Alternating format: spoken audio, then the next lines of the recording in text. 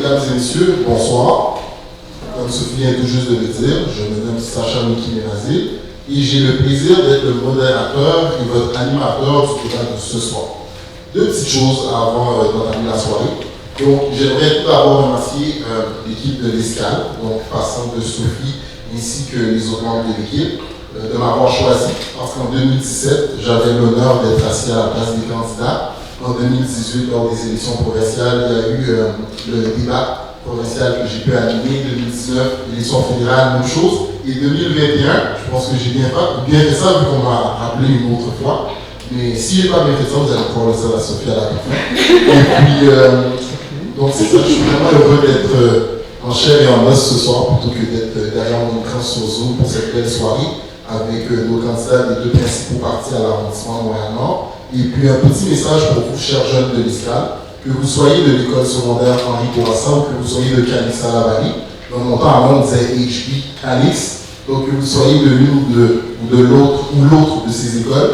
D'abord, je voulais vous applaudir et vous féliciter d'être ici parce qu'en ce beau jeudi soir, vous auriez pu être dans le parc, à la maison et derrière votre écran. Donc applaudissez-vous.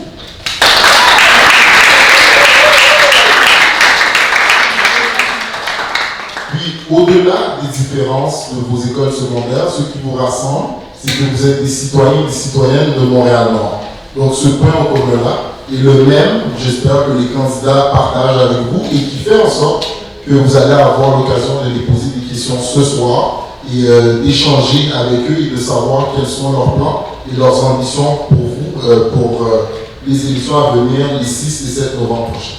Donc, merci. Et puis, pour favoriser une bonne cohésion ce soir, une soirée exceptionnelle. Je vais vous demander d'éteindre vos téléphones et de faire preuve de respect lorsque vous allez poser vos questions.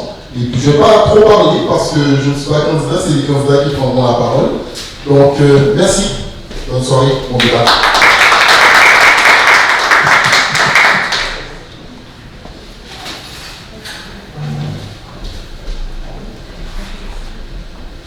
Sophie, une fois. Bien, moi-même.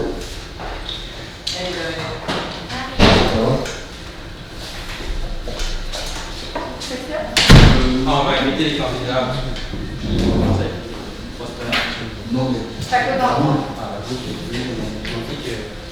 Donc là, on va passer au moment qui va déclencher officiellement le débat. Je vais piger. Non, ils vont piger ou je pige. Donc l'un des candidats va piger un chiffre. Donc, M. Prosper, c'est pigé. Donc, allez la parole. Merci beaucoup. J'aimerais remercier avant tout l'Escale pour l'accueil. Je remercie aussi tous les jeunes qui sont ici présents pour organiser cet événement-là. Merci de vous impliquer de la sorte. Merci à Sacha pour l'animation. Puis je salue l'équipe adverse aussi. Bonjour. Donc, c'est un honneur pour moi d'être ici.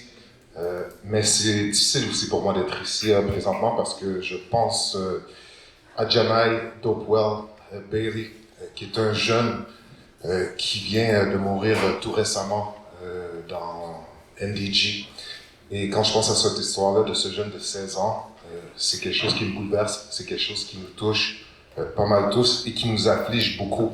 C'est quelqu'un qui avait plein potentiel, qui voulait bien loin dans la vie. Et malheureusement, cette personne-là nous a quittés à 16 ans. Donc, c'est sûr que ça va être beaucoup plus difficile pour moi aujourd'hui, puis je pense pour mes collègues et camarades aussi. On travaille aussi dans ce sens-là depuis plusieurs années au sein de mon organisme que j'ai cofondé, Woodstock, pour essayer justement de voir comment on active ces conversations-là. Et avant même de parler de Woodstock, quand je pense au cas de Janai particulièrement, on parle toujours d'investir pour des intervenants, des gens qui travaillent dans le milieu, mais il faut savoir que les premiers intervenants, c'est vous. Vous êtes les premières personnes qui ont une influence sur la vie de chacun des jeunes dans tout le quartier. C'est vous qui pouvez faire une différence positive, c'est vous qui pouvez faire une différence dans la vie de tout le monde, c'est vous qui pouvez bâtir cette communauté-là. Et nous, ce qu'on veut faire, c'est justement vous accompagner dans ce processus-là pour que vous puissiez justement transformer cette communauté-là. Parce que trop souvent, ce qu'on voit à Montréal, ce qu'on voit à différents endroits, c'est qu'on ne vous consulte pas, on ne vous parle pas, on ne vous implique pas, et on essaie de trouver des solutions pour vous.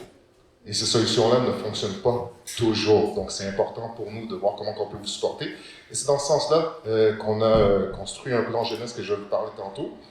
Mais je voulais aussi saluer le travail qui a été fait pendant la pandémie parce que beaucoup de personnes ont été affligées par ça. On voit qu'on est encore touché, on porte les masques, on parle d'histoire de vaccins.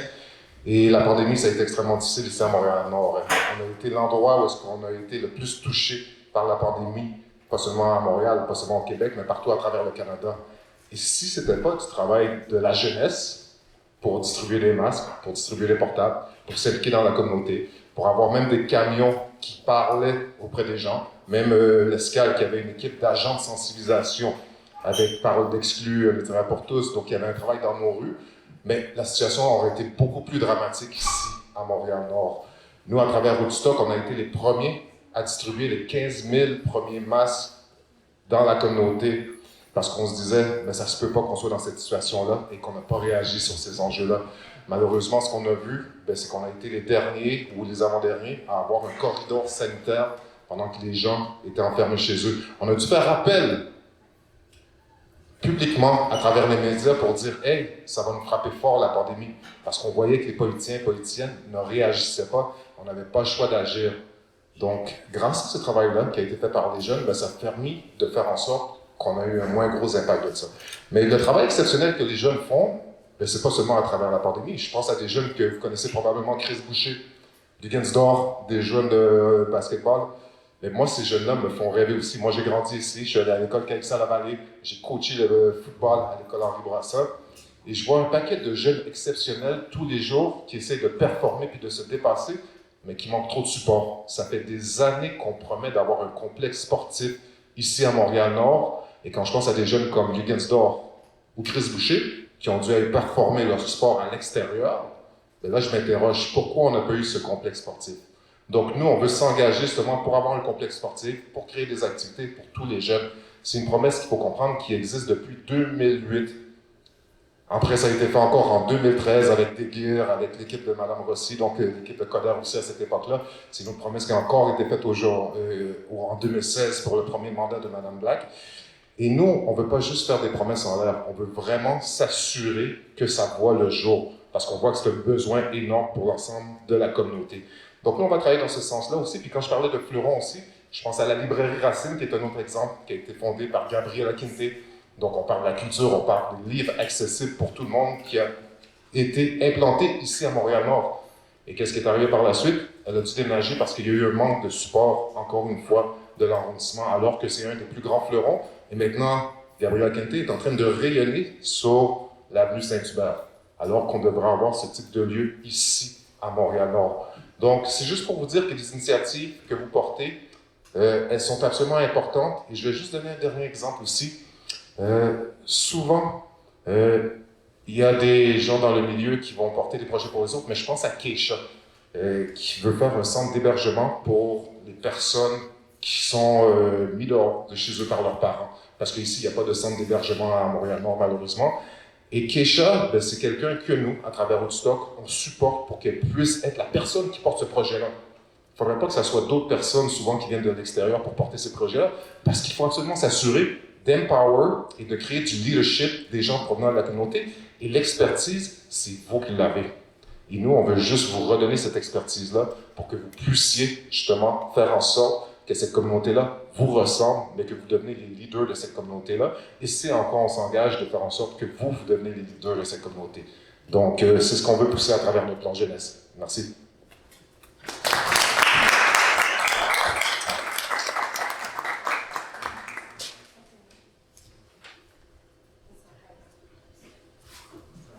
Monsieur le Président, juste vous dire qu'il vous reste 5 minutes et 35 secondes. Donc, merci, je pensais que j'avais 5 minutes, donc j'ai 5 minutes. Alors, chaque partie a 15 minutes. Oh mon 15 Dieu! Et moi, j'ai plus de 55, 55. Ok, 10. Donc, il vous reste 2 minutes 35. Bon, merci. Si j'ai bien compris, parce que vous avez commencé. Ouais, c'est ça. Parfait. Donc, 2 minutes 35, ensuite, ça va être le tour de Mme Black. Excellent. Donc, dans le plan jeunesse, je voulais juste rajouter des petits aspects qu'on a dans ce plan-là aussi. On a un budget participatif. Donc, ce qu'on veut faire avec le budget participatif, c'est faire en sorte qu'on prend un montant d'argent Et c'est pas nous qui prenons la décision, mais c'est vous qui prenez la décision pour voir qu'est-ce que vous voulez bâtir avec 50 000, 100 000 dollars. C'est vous qui avez trouvé la solution pour cette communauté-là. Et qu'est-ce que ça permet de faire? Bien, ça permet de faire en sorte que ce projet-là, bien, tout le monde va pouvoir se l'accaparer, comparativement à un projet qu'on essaie d'imposer à la communauté. Donc ça, c'est le type d'initiative qu'on va faire aussi. On veut aussi soutenir des entrepreneurs comme Gabriela Quinte, que je mentionnais avec la librairie Racine. Donc ça, c'est un autre projet qu'on veut mettre de l'avant. Le centre sportif, bien sûr, c'est quelque chose qu'on veut mettre sur pied. Mais aussi, je rajouterais, c'est qu'on veut avoir des formations qui vont être faites ici pour les jeunes de la communauté à travers notre plan de développement économique. Et ça, c'est-à-dire des formations comme le graphisme, le codage, de faire des designs de gaming. Et qu'est-ce que ça permet d'avoir? Ça permet d'avoir des jobs qui sont bien rémunérés. Pas des make jobs, là, pas des jobs de McDo, des jobs de Subway. Là. On parle des jobs où est-ce que ça prend pas longtemps de formation, où est-ce que lorsqu'on reçoit cette formation-là, on a tout de suite une job par la suite. Et ça permet justement de lutter contre ce qu'on voit ici souvent, le taux de chômage qui est un peu plus élevé. Mais en faisant ça, ce centre de formation-là, ou la maison du numérique qu'on aime appeler, bien, le bénéfice que ça a, c'est que souvent, moi, quand j'ai grandi ici, je devais aller à l'université Concordia, et ça me prenait 2 heures pour me rendre à l'université.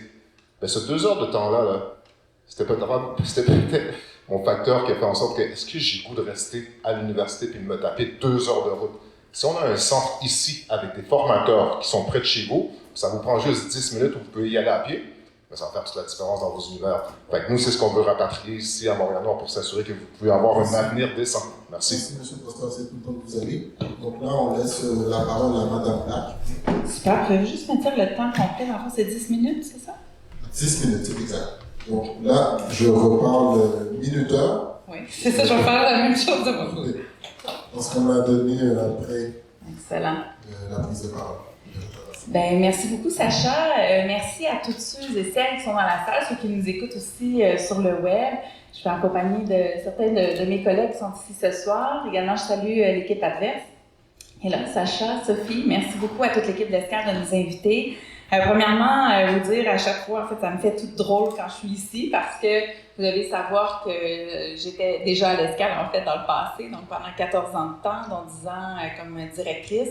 Et c'est au moment où j'étais ici, en fait, qu'on a mis en place la soirée Je vote, justement parce qu'on trouvait important à ce moment-là avec l'équipe de pouvoir faire en sorte que les jeunes de l'Escale soient en contact avec les différents candidats, que ce soit au municipal, au provincial ou au fédéral. Donc, c'est la deuxième fois que j'ai le privilège d'être ici devant vous comme candidate et c'est vraiment tout un honneur en fait et je trouve ça super le fun que ça ait continué comme initiative. Enfin, en fait, ce qu'on avait demandé, c'était surtout de vous parler de notre plateforme, de qui on était, où est-ce qu'on s'en allait, tout ça. Je vais me permettre quand même de faire un petit bilan de tout ce qui s'est fait dans les dernières années, parce qu'il y a beaucoup de choses qui s'est fait. Et puis, donnez-moi juste une petite seconde. Voilà. Alors, pour les jeunes, on a travaillé très fort parce que ça a été un des dossiers prioritaires à l'arrondissement. Parce qu'on le sait, notre jeunesse, c'est beaucoup de monde à Montréal-Nord. C'est presque le tiers de notre population, donc les 0-24 ans. Vous êtes très, très nombreux. Alors, ce qu'on a voulu faire, c'est faire en sorte de pouvoir faire un changement sur une génération de jeunes. Alors, le plan collectif Priorité Jeunesse a été mis en place en 2016. On est déjà après 5 ans de travail en train de se dire que le bilan est fort positif. On a des investissements plus importants qui ont été faits pour la jeunesse à Montréal-Nord et puis autant au niveau de l'arrondissement que les partenaires privés et d'autres ont investi pour faire en sorte que les organismes, entre autres, puissent avoir accès à des financements supérieurs pour pouvoir mieux vous aider. Parce que à l'arrondissement, c'est pas nous qui intervenons ici au Centre des jeunes d'Escale, par exemple, ça va être les organismes qui ont l'expertise et qui sont en mesure de pouvoir bien vous soutenir. Donc, nous, notre souhait, ça a été d'aller chercher des sous, de contribuer à toute cette dynamique-là pour faire en sorte que les organismes puissent bien vous soutenir. Alors, nous, ce qu'on souhaite faire, en fait, surtout, puis dans les dernières années, je vais revenir, comme j'ai un peu de temps, je vais en profiter. Alors, dans le bilan des dernières années, on a aussi eu plusieurs réalisations. Donc, quand je vous parle de plan priorité jeunesse, c'était entre autres pour soutenir des projets. On parle, par exemple, des projets qui sont soutenus par l'arrondissement. Tapage, ici, que vous connaissez bien, le programme d'animation dans les parcs, Alternative à la suspension, par aidant de coups de pouce. Donc ça, c'est des exemples de projets qu'on est allé soutenir. On a aussi créé un conseil jeunesse. Je pense que certains d'entre vous connaissent cette instance. Donc pour nous, c'est important de pouvoir avoir une instance, en fait, à l'arrondissement consultative qui nous permettait finalement d'avoir, en fait, le conseil jeunesse nous présente des avis. Donc, ça nous permet d'être en contact direct avec les jeunes et de savoir finalement quelles sont les préoccupations de la jeunesse à Montréal-Nord. Donc, ça, on le soutient très, très bien. Également, on a investi au niveau de notre corporative de développement économique et communautaire. Et en fait, je trouve ça toujours très particulier quand mon adversaire parle de plusieurs projets en formation et tout le reste, parce que c'est des projets qui sont déjà en cours dans l'arrondissement et puis qui cheminent grandement par des financements qui ont été faits de notre côté, mais également par d'autres partenaires qui ont finalement, que les fonds qu'on a pu donner sont devenus des leviers pour aller chercher d'autres financements, que ce soit pour des projets pour développer de l'entreprise, développer des artères commerciales, par exemple, soutenir pour avoir des projets en employabilité pour nos jeunes. Alors ça a été fort important. Je voulais aussi vous parler des autres projets qu'on a fait, parce qu'on n'a pas travaillé juste pour les jeunes dans les dernières années. On a travaillé aussi pour réaménager, entre autres, nos parcs. Vous avez probablement vu, plusieurs d'entre vous, le parc Émilie-Léonard, le parc Henri Bourassa a vraiment eu une cure de jeunesse complètement, avec le nouveau pavillon, le pôle aquatique, la place de l'Esport qui a été fait. Au parc Émilie-Léonard, c'est complètement refait. Également, parc Maurice Bélanger, Sabrevoie, il y a des nouveaux jeux d'eau, on a rajouté des installations. Donc, ça, c'est vraiment des projets qu'on a mis en place.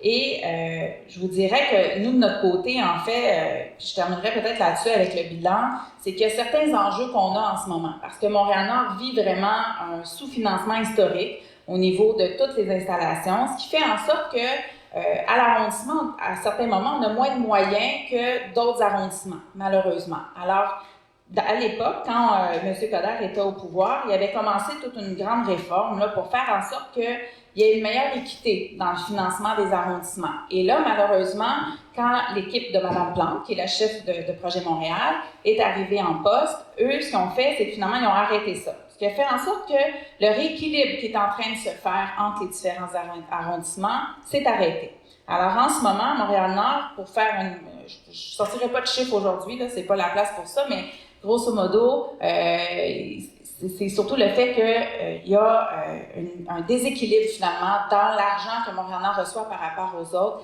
ce qui fait en sorte qu'on a moins de moyens en ce moment pour pouvoir aller plus loin, pour rénover les parcs, donner des verdir, pour pouvoir donner des sous pour les intervenants aussi. Alors ça fait partie de nos préoccupations. En ce qui concerne la suite, parce que ça, c'est le passé, mais bien entendu, nous, on souhaite pouvoir avoir la confiance des citoyens pour pouvoir continuer le travail. Alors nous, ce qu'on souhaite, c'est, parce que vous êtes là pour aujourd'hui, mais vous êtes là pour demain aussi. Alors, Montréal-Nord, vous l'avez probablement remarqué, est en pleine transformation en ce moment. Vous savez, il y a les projets de grands transports en commun qui arrivent, là, le REM, le Réseau Express métropolitain, le SRB. Ça fait longtemps, mais c'est presque fini. Alors, également, on va avoir une nouvelle école secondaire qui va arriver au coin d'Albert Hudon puis Maurice Duplessis. C'est des gros projets qui arrivent. Et dans ce contexte-là, Montréal-Nord est vraiment en pleine transformation. Parce que ça va apporter beaucoup d'éléments dans notre quartier qu'on n'avait pas. Ça va nous désenclaver. Alors, dans ce contexte-là, nous, ce qu'on veut faire, c'est continuer de travailler, entre autres, pour notre jeunesse. Vous êtes une des priorités, il faut s'occuper de vous. Ensuite, il faut s'occuper de l'économie. On veut revitaliser toutes nos zones d'emploi. Entre autres, notre quartier industriel qui a besoin d'un petit peu d'amour. Donc, on veut vraiment travailler avec les commerçants pour amener ce changement-là. Ensuite, on veut travailler pour l'habitation. On a des logements à Montréal-Nord et à certains moments, je le dis souvent, ils ont besoin d'amour eux autres aussi. Alors, dans ce contexte-là, on veut continuer ce travail-là.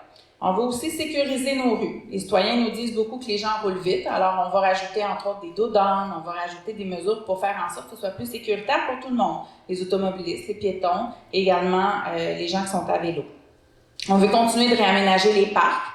Pilon, Ottawa, ici à l'Escale, on avait parlé de réaménager des nouveaux locaux. En fait, ça, c'était en route. Il faut dire qu'avec la pandémie, ça a ralenti un petit peu, mais c'est toujours dans les priorités. Là, je vois le clin d'œil de Sophie. Alors, voilà. Construire un centre sportif, on veut le faire. Je vous dirais que l'équipe adverse, Mme Plante, a eu l'occasion à plusieurs reprises de pouvoir financer ce projet-là. Malheureusement, ça n'a pas été accepté dans les dernières années. Alors nous, on s'engage à le faire. Puis à le faire non pas dans 10 ans, mais à le faire à très court terme pour que ça puisse enfin voir le jour. Il est temps. Ensuite, en fait, je conclurai en disant qu'on se présente devant vous. Je me présente avec une équipe dévouée, expérimentée, que nous, on veut travailler pour tous les Nord-Montréalais, dont vous faites partie. Certains ne votent pas encore, mais pour moi, quand je suis la mairesse de tout le monde. Alors, comme je le disais un peu plus tôt, vous faites partie d'une des grandes portions de notre arrondissement comme citoyen.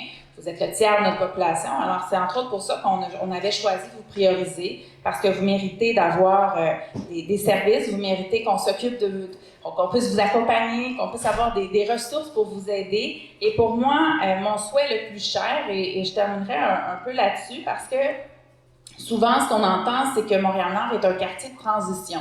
C'est-à-dire que les gens arrivent ici, puis quand ils ont fini leurs études, ils s'en vont. Puis ça, il y en a plein. Il y en a vous en connaissez plein de jeunes qui sont nés ici, qui ont réussi, qui ont réussi leur vie. Puis quand je dis réussir, je ne parle pas nécessairement de gens qui ont réussi à l'international ou avec quelque chose de gros, là, nécessairement.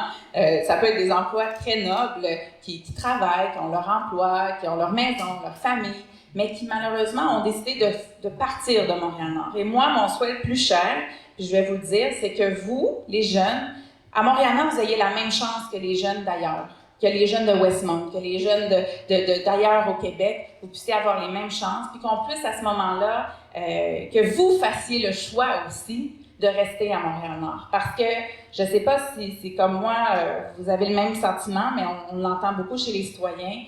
Les gens de Montréal-Nord, c'est des gens fiers. J'en fais partie maintenant. J'ai choisi d'habiter Montréal-Nord dans les dernières années.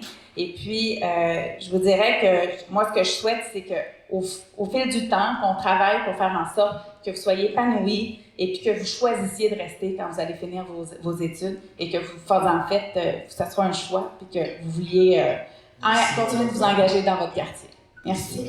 Donc, comme vous savez, et peut-être que vous ne savez pas, mais je vais vous expliquer, et puis je l'explique pour les gens à la maison aussi. Les élections municipales, parce que, et tout d'abord, je vais reprendre, j'ai pas l'habitude de lire des papiers, moi j'ai toujours sans feuille. Donc, les élections municipales, je veux dire, le palier municipal, c'est le palier le plus proche de la population dans les 3 paliers de gouvernement. Comme vous savez, il y a le palier municipal, le provincial et le fédéral. Donc, l'avantage que les citoyens ont dans les villes, villages, métropoles, agglomérations, peu importe, c'est le fait que les citoyens élisent les personnes qui vont être dans le conseil d'arrondissement. Puis nous, à Montréal, il y a 19 arrondissements. Donc Montréal-Nord fait partie de l'un des 19 arrondissements de l'île de Montréal. Et Westmount, Côte-Saint-Luc et tout ça sont des villes liées. Donc c'est des villes indépendantes qui sont sur l'île de Montréal. Mais bref, pour revenir à notre arrondissement à nous, on a 4 choix. Donc on a le maire ou la mairesse de ville qu'on choisit, et on a aussi le conseiller ou la conseillère de ville qu'on choisit, puis on a le conseiller d'arrondissement, le maire d'arrondissement ou la mairesse d'arrondissement qu'on choisit, le conseiller d'arrondissement ou la conseillère ou le conseiller d'arrondissement qu'on choisit, et ainsi de suite. Parce qu'il y a d'autres endroits à Montréal où est-ce que c'est juste 2 conseillers de ville ou 2 conseillères de ville ou bien 3 conseillers d'arrondissement. C'est vraiment du cas par cas, mais à Montréal-Nord, vous allez avoir le choix pour les élections municipales de voter pour le parti que vous voulez à tous les niveaux que vous voulez. Donc, pour une raison ou pour une autre, si un citoyen ou une citoyenne dit « moi, je veux voter A pour être maire de ville, je veux voter B pour être maire d'arrondissement, je veux voter C pour être conseiller de ville, je veux voter D pour être conseiller ou conseillère d'arrondissement », vous avez le droit. Tandis qu'au palier provincial et fédéral, vous n'avez qu'un choix. Vous votez pour le candidat à la députation qui va vous représenter, j'ai dit provincial, donc ça va être à Québec, à l'Assemblée nationale, puis au fédéral, c'est à Ottawa, à la Chambre des communes. Donc, la chance que nous avons à Montréal-Nord, c'est qu'on a 4 choix. Donc, il y a des arrondissements où est-ce qu'ils n'ont pas le choix, comme je pense à Ville-Marie, mettons, où est-ce qu'ils n'élisent pas leur maire. Le maire de Montréal et automatiquement le maire ou la mairesse de Ville-Marie. Donc eux, ce n'est pas des personnes qui peuvent choisir un maire ou une mairesse, mais nous, à Montréal-Nord, on a le choix de choisir qui on veut, peu importe le parti. Donc pour une raison ou pour une autre, s'il y a un candidat qui est venu vous voir, le candidat Y est venu, et puis je dis Y, bon, j'ai changé de tête, je dis le candidat A est venu vous voir, et que vous aimez la plateforme ou ce que le candidat A vous a dit, vous pouvez voter pour le A et ça ne vous empêche pas de voter pour B dans un autre poste. Je ne sais pas si vous me suivez. Non, mais si vous ne suivez pas, vous pouvez me le dire. Donc, tout le monde a compris? S'il y a des... Oui, on est très chanceux, Sophie, de l'avoir comme animateur, bien sûr, et en plus que j'explique le processus aux jeunes. Et ce que je vais faire, spécialement pour vous, je vais réexpliquer le processus à l'écrit, et puis si Sophie me le permet, ça va être sur la page de l'escale. Qu'en dis-tu? Parfait. Donc, si vous avez des questions sur le processus, vous pouvez venir me voir après, mais grosso modo, le 6 et 7 novembre prochain, votez pour qui vous voulez, au niveau que vous voulez. Mais si en même temps, vous, il y a un parti qui vous intéresse et que vous aimez, vous êtes aussi libre de voter pour ce parti-là aux 4 niveaux. Mais sauf que vous avez plus d'un vote. Donc ça, c'est la particularité d'avoir le plaisir de choisir parmi 4 postes le nombre de personnes que vous voulez. Donc voilà, merci.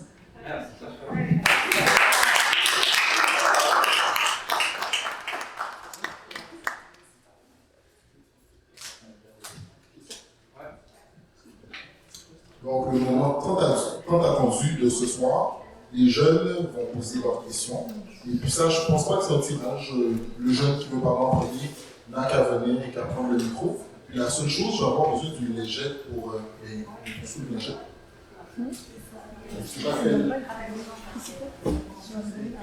En mesure d'impartialité, je vais en prendre un dans l'équipe ici, puis un autre dans l'autre équipe. N'importe quoi. Non, comme ça, on est sûr que je suis totalement impartial. Tu es totalement désaffecté. Exactement.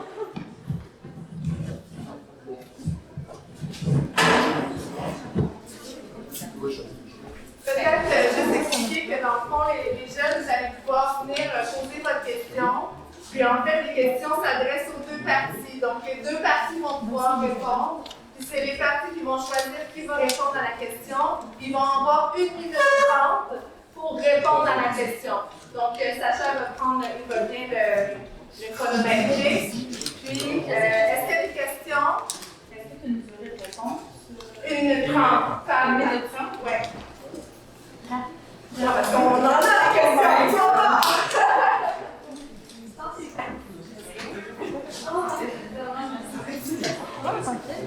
Puis aussi, tu peux te présenter quand tu as un micro, dis ton nom.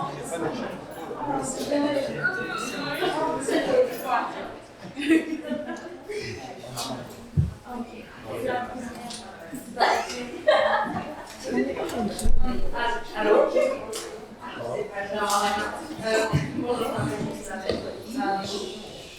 Vous avez parlé du monde sportif. D'où va venir cet argent de construction? Et il n'y aurait pas des besoins financiers ailleurs? Tu peux répéter une question? Brise la glace, tu l'as déjà brisé une fois, tu l'as brisé une deuxième fois. Vous avez parlé de centre sportif. D'où va venir cet argent de construction? Il n'y aurait-il pas des besoins financiers ailleurs plus importants?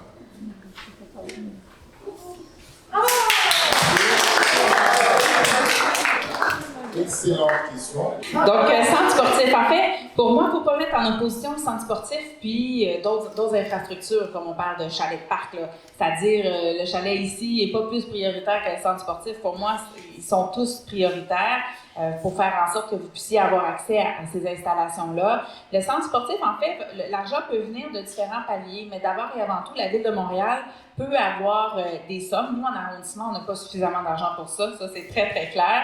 Mais la Ville de Montréal la Ville a le pouvoir de le faire.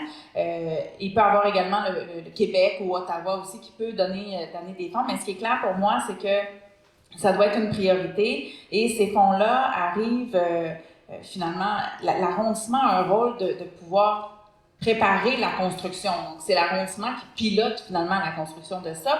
Et pour ce faire, nous, ce qu'on a fait, parce que là, en ce moment, on le sait, l'argent n'est pas encore disponible, mais on a travaillé en amont là, pour faire en sorte que les plans, on commence à penser à la vision, on a fait des sondages auprès des groupes, etc., pour dire qu'est-ce qu'on met dans ce centre sportif-là. Et pourquoi le centre sportif est important? C'est parce qu'entre autres, vous êtes à l'école dans la journée, mais on a des aînés, on a des petits-enfants, 0-5 ans par exemple, qui ne sont pas à l'école encore ou à la garderie et qui pourraient aller à faire des activités, mais en ce moment, les gymnases sont pris par les écoles. Les piscines aussi sont dans les écoles, on n'en a pas, donc c'est un grand besoin pour occuper notre population.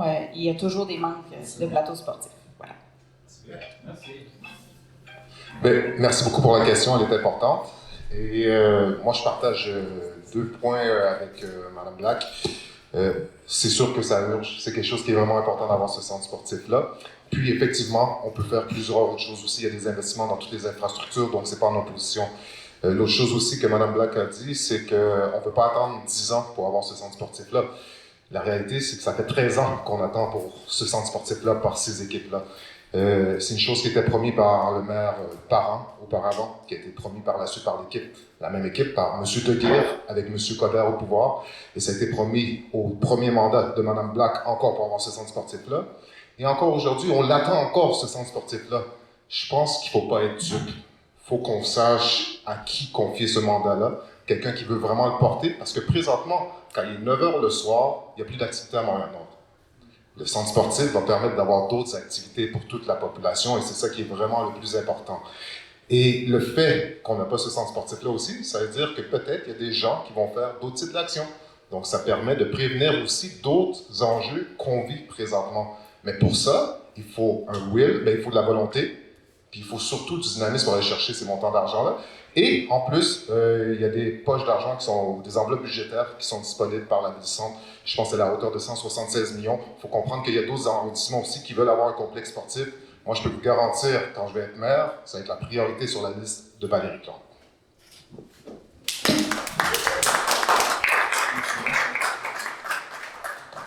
Prochaine question.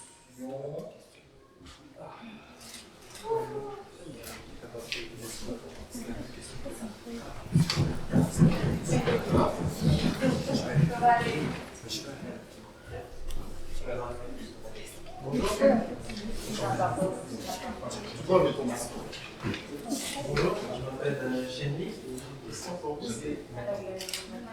Fais-le comme ça. Pourquoi il n'y a pas plus de bus dans le quartier et pourquoi les fréquences des bus ne sont pas bonifiées?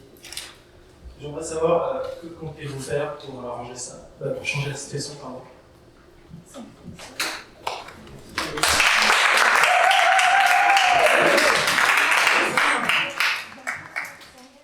Merci de prendre le temps de poser cette question-là et d'avoir le courage de le faire aussi. C'est un enjeu vraiment prioritaire. J'en parlais tantôt. Ça peut être un facteur dissuasif de ne pas aller à certaines études, d'aller au travail.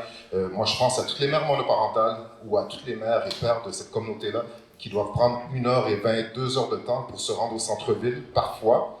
Ça, c'est du temps de qualité qu'ils perdent auprès de leur famille. Et ce temps de qualité-là, il est important auprès des enfants aussi, auprès de vous. Et c'est ça qui fait toute la différence. Nous, on s'engage avec Projet Montréal, dans le transport en commun, d'augmenter justement la fréquence, mais aussi, on va ressortir bientôt, la semaine prochaine en fait, un plan pour Montréal-Nord dans le transport pour augmenter cela. On l'a vu avec l'équipe de Valérie Plante, on a déjà augmenté de 300 autobus. C'est important d'avoir des autobus, mais c'est aussi important d'avoir des autobus verts pour l'environnement électrique. Et c'est ce qu'on va aller chercher aussi, parce qu'on est rendu quand même à cette période-là de notre vie où est-ce que le réchauffement climatique a des impacts sur nos vies, sur vos vies et celles de vos enfants. Donc si on a des autobus verts, justement, ça va permettre de réduire les îlots de chaleur qu'on vit particulièrement ici à Montréal-Nord. Donc nous, c'est un investissement qu'on désire faire. Le plan du transport, il s'en vient très prochainement, parce qu'on sait, on le subit, on utilise le transport en commun. Il faut augmenter la fréquence. Juste les gens qui utilisent le corridor Henri-Bourassa, donc du métro et toutes les autobus qui circulent là-dessus, on parle de 63 000 usagers par jour. C'est vous dire que c'est quelque chose d'important. On voit l'augmentation des voitures aussi. Et les voitures ont un impact. Donc voilà, donc nous on veut vraiment investir dans le transport, comme on l'a toujours fait. Puis, C'est tout le temps que vous avez. Projet Montréal, quand même, c'est pas là-dedans. C'est tout le temps que j'ai. Madame Lac, à vous la parole. Excellent. Alors, ben oui, en fait, mon adversaire mentionne qu'ils vont augmenter les autobus. Je me demande bien avec quel budget, parce qu'en ce moment, la STM est en grand déficit. Vous savez, la Société de transport de Montréal, ce qui arrive, c'est qu'ils fonctionnent avec les gens quand ils payent leur passe d'autobus. Mais avec la pandémie, il y a eu des gros problèmes parce que les gens n'allaient pas prendre l'autobus, donc ils ont des déficits importants. Puis au-delà de ça, je vous dirais que oui, le projet Montréal en ce moment a augmenté de 300 autobus, mais justement, il a augmenté de 300 autobus. Il y a eu une pandémie et tout le reste qui fait en sorte qu'en ce moment, il y a des déficits importants, puis ça fait en sorte que je me demande bien avec quel argent ils vont pouvoir aller financer tout ça. Alors, je vous dirais que nous, ça va être important d'amener une bonne gouvernance au niveau de la STM, des bons gestionnaires qui vont pouvoir faire en sorte de redresser la situation et au-delà de ça, avec, comme je le disais un petit peu plus tôt, avec tous les projets qui s'en viennent d'envergure, de REM, de SRB, ça va être des nouveaux, parce que vous savez, le REM, entre autres, il va y avoir une station ici au coin d'Henri Bourassa et Lacordaire, et une autre à Marie-Victorin. Donc, pour les gens plus proches de P9, il va y avoir le service de SRB, ça c'est des autobus rapides, là, donc ils vont être prévus, c'est aux 3-4 minutes, alors que le REM, c'est à peu près la même chose. Donc c'est un métro, c'est une forme de métro, si on peut dire, avec une autre infrastructure qui va être là. Donc c'est des projets qui vont arriver et nous, ce qu'on veut s'assurer, c'est qu'il y ait vraiment une bonne acceptabilité sociale au niveau de ces projets-là et en même temps que vous puissiez avoir accès à ces services-là.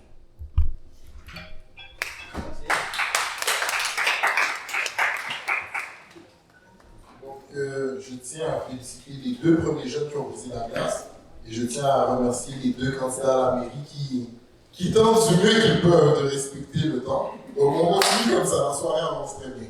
D'autres questions à présent?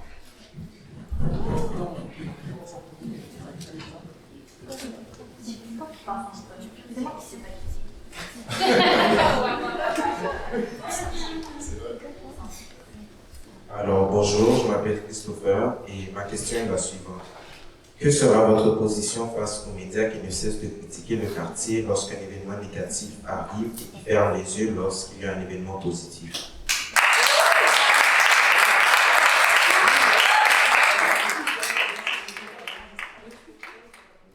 Ah, 1 minute et demie pour vrai. Allons-y.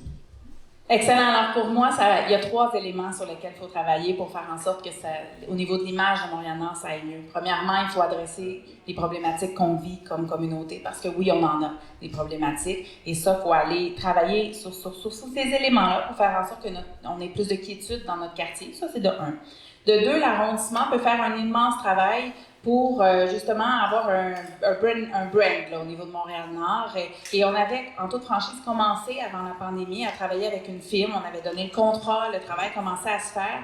Mais avec l'arrivée de la pandémie, malheureusement, on a dû mettre ça sur la glace. Alors, ça reprend tranquillement. On comprend actuellement avec la pandémie qui ralentit. Là, ça nous permet de reprendre tranquillement les dossiers. Donc, c'est un dossier sur lequel on souhaite reprendre, nous, si on est réélu, et recommencer toute cette espèce de brand-là de Montréal-Nord. Mais au-delà de ça, pour moi, ça va prendre un engagement des Nord-Montréalais aussi, pour que comme Nord-Montréalais, on se tienne debout quand il arrive des situations et qu'on ait une masse critique de citoyens finalement qui se mobilisent ensemble et qui sont capables de dire haut et fort que non, quand ils disent Saint-Léonard et qu'ils disent c'est le Montréal-Nord, que c'est pas vrai, et qu'en même temps, quand il y a des informations qui passent et que ce n'est pas le cas, faut le dénoncer, ça aussi. Et moi, comme mairesse, je l'ai fait dans les derniers temps, mais je pense que toute la communauté, on peut le faire tous ensemble.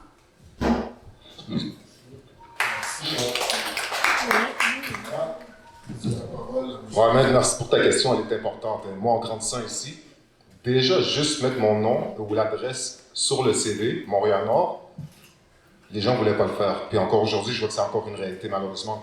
Une chose qu'il faut s'assurer aussi, c'est de ne pas créer une image négative de Montréal-Nord, mais aussi d'aller de l'avant et trouver des solutions. Nous, quand on parle qu'il y a juste 2 travailleurs de rue et demi ici à Montréal-Nord depuis pratiquement 10-15 ans, puis qu'on demande à l'arrondissement d'en mettre plus, et là qu'on se ramasse dans une situation où il y a de l'insécurité, mais ça, c'est le manque d'apport de la part de la mairie. Quand on regarde le sous-financement des organismes, à Montréal-Nord, qu'on a un des sous-financements les plus grands sur tout l'île de Montréal, mais ça encore, ça fait en sorte que les organismes ne peuvent pas œuvrer, travailler comme il faut pour aider, pour épauler les gens.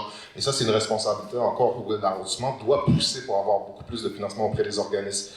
Quand on regarde des fois même l'arrondissement qui crée du racisme systémique et de la discrimination auprès des cols bleus, ça paraît mal pour l'image de Montréal-Nord parce qu'on n'a pas pris de l'avance pour lutter contre ça. Alors qu'on a des gens dans notre communauté qui se battent comme nous depuis des années pour lutter contre ce racisme systémique-là et cette discrimination-là. On a des élus qui disent qu'une personne noire qui va vivre du racisme ici, c'est impossible. Ça, c'est de la mauvaise presse qu'on reçoit parce qu'on n'a pas pris de l'avance. On est en retard à Montréal-Nord à cause des décisions politiques. Et si on prend de l'avance, mais on va prévenir ces enjeux-là. Quand on a quelqu'un, des personnes qui grandissent dans cette communauté-là, qui comprennent les réalités et qui savent comment valoriser les bonnes personnes, on n'en serait pas là aujourd'hui. Merci.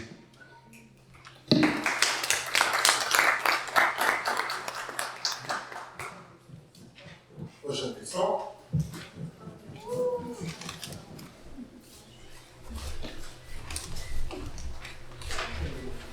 Bonsoir. Comme vous savez tous, à Montréal-Nord, le taux de criminalité est très élevé. Donc, que pensez-vous faire pour que le sentiment de sécurité revienne dans le quartier?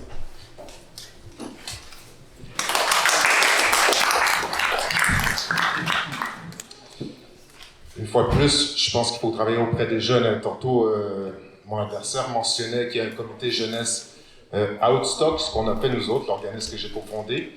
On a créé un comité jeunesse justement pour dire comment on peut avoir une plus grande écoute auprès des jeunes. Et par la suite, on a vu que l'arrondissement, on va créer un conseil jeunesse. Donc, quand on voit qu'il y a des idées qui viennent du milieu, puis qu'après ça, qui sont récupérées par l'arrondissement, on se dit aussi bien qu'on commence tout de suite en étant les maires de cet arrondissement-là pour que les solutions, on puisse les amener nous autres mêmes.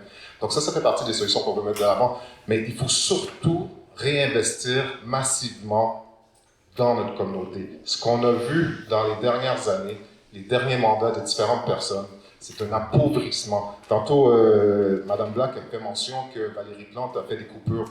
Valérie Plante n'a pas fait des coupures. En 2013, lorsque Coder a été chef de la Ville de Montréal, donc maire de la Ville de Montréal, il a fait des coupures de 2013 à 2017 auprès des arrondissements à une hauteur de 6 millions de dollars. Projet Montréal a réaugmenté ces montants-là. Projet Montréal, dernièrement, ils ont fait le premier investissement de la Ville-Centre de 5 millions de dollars auprès des organismes pour réduire les violences dans nos communautés. Donc ça, c'est pour augmenter le nombre d'intervenants et d'intervenantes et de travailleurs de milieu, travailleurs de rue, pour qu'on puisse justement adresser ces enjeux-là. Mais l'autre chose qu'on peut faire aussi, il faut avoir des gens qui n'ont pas peur de travailler auprès des jeunes, qui les connaissent, qui savent c'est quoi leur réalité, qui veulent les accompagner et qui veulent justement trouver des solutions communes pour pouvoir faire en sorte qu'on ait des activités le soir, des activités parascolaires, qu'on a des mentorats, qu'on a des modèles dans notre communauté, parce que trop plus souvent, malheureusement, on ne voit pas assez de modèles dans nos communautés. Il faut changer complètement l'image de Montréal-Nord et aller de l'avant. Merci. Vous avez, M. Prosper. Donc, j'ai deux annonces à faire. La première annonce que vous pouvez applaudir, les personnes qui l'ont applaudi. Puis, vu que monsieur le candidat à la mairie de Projet Montréal a dépassé de 9 secondes, donc Mme Black pourra extensionner de 9 secondes sur la prochaine question. Et puis juste rappeler au candidat à la mairie que je pense, ça c'est mon opinion personnelle, et je pense que les jeunes ont peut-être cette opinion-là. Les jeunes sont venus entendre votre vision, donc c'est-à-dire la vision de votre parti et celle de vos candidats pour la mairie. Donc ne vous gênez surtout pas pour passer le micro à vos collègues afin que vos jeunes puissent les entendre. Je ne sais pas si les jeunes sont d'accord avec moi, parce que c'est sûr que quand vous êtes les candidats à la mairie, vous prenez beaucoup d'espace en termes de reportage et puis même dans les débats, mais je pense que si les jeunes ont des questions, parfois, d'autres jeunes dans vos équipes, ou bien des personnes, peu importe leur âge, qui habitent en Montréal, qui font campagne, peuvent répondre aux jeunes aussi. Ça, c'était une observation strictement personnelle, donc on peut poursuivre avec la prochaine question. Qui a une autre question? Oui, c'est vrai, c'est de Mme Black de faire répondre. Donc, allez-y avec 1 minute 39 secondes. Super. Alors, en fait, pour améliorer la situation, je cherche la personne. C'est ça, c'est tout. Donc, en fait, ce qu'on souhaite, en fait, c'est continuer, en fait, cet investissement-là qu'on fait, entre autres auprès de notre jeunesse, parce que le travail qui est fait est fort important. Et je tiens à dire que l'arrondissement fait déjà un effort très, très grand au niveau des investissements qu'on fait auprès des jeunes. Et que ça me fait sourire quand j'entends mon adversaire parler du fait que, justement, il y a juste 2 travailleurs de rue. Parce que je tiens à dire que le budget d'arrondissement, là, on donne déjà presque 1 million pour tous les organismes, pour tous les projets en jeunesse. Et la Ville de Montréal donne 1 million aussi. À l'arrondissement, j'ai 44 millions de budget, puis au central, ils ont 6 milliards. 6 millions? C'est non. 6 milliards. Voilà, c'est ça, je me le mélange en mes chiffres. Donc voilà, fait que dans ce contexte-là, nous, on fait déjà beaucoup d'efforts. Il faut continuer dans ce sens-là parce que la jeunesse est vraiment au cœur de tout ce qui se passe dans notre quartier. Vous êtes notre moteur de tout le reste. Et en même temps, pour moi, c'est un équilibre qui doit se faire entre les interventions communautaires, mais également avec également les services de police, qui a un rôle à jouer pour moi dans l'équation, en augmentant en fait la présence, mais en mettant aussi des équipes communautaires, des équipes sociales en fait avec le service de police. Donc on a Emery et ZUP qui sont des groupes, mais aussi en investissant dans tout le cadre dans lequel vous habitez, que ce soit avec les parcs, les infrastructures et tout le reste comme on le sait. 9 secondes. Je l'ai laissé à 1 minute 30. Voilà. Donc, c'est tout? Oh, oui, c'est correct. Je pense que ça va. J'étais sûrement lancée. Donc, quel jeune est partant pour prendre le 9 secondes de Madame Lac?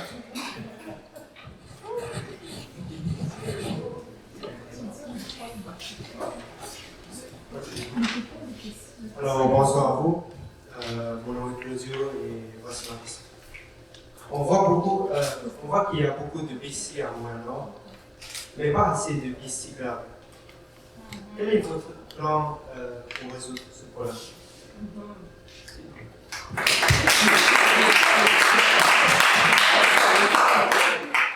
Excellente question. Alors, en fait, à l'arrondissement, on a un plan vélo qui a été mis en place justement pour pouvoir augmenter le nombre de pistes. C'est des pistes protégées, il y en a qui ne sont pas nécessairement. C'est des routes qui sont désignées. Alors, de notre côté, ce qu'on veut faire, c'est augmenter cette présence-là, entre autres en faisant un lien entre Montréal-Nord avec le parc Frédéric-Bach et, entre autres, d'autres pistes cyclables qui existent sur l'île. Et également, on veut augmenter la présence de Bixi parce que, comme vous dites, c'est fort important et on voit que ça fait une différence dans le quartier. Et comme je le disais, avec les arrivées des nouvelles mesures, des nouvelles infrastructures, voilà, à Montréal-Nord en mobilité, ça va permettre aussi d'avoir des carrefours, qui vont permettre, entre autres, de pouvoir prendre le métro, le REM avec le vélo et tout le reste. Alors, on sait que les Bixi actuellement sont fort populaires et d'ailleurs, il y a de l'électrification aussi qui avait été faite avec les stations. On en a plusieurs qui se sont rajoutées dans le dernier mandat et ça nous rend vraiment fiers à Montréal-Nord. Et puis, je vous dirais qu'au-delà de ça, les pistes cyclables, c'est un élément qui est fort important et que dans notre plan vélo, justement, quand on parle de sécuriser les rues et tout le reste, bien entendu, la présence de pistes cyclables peut devenir aussi un élément d'apaisement de circulation. Donc, tout ça va s'inscrire dans un grand ensemble.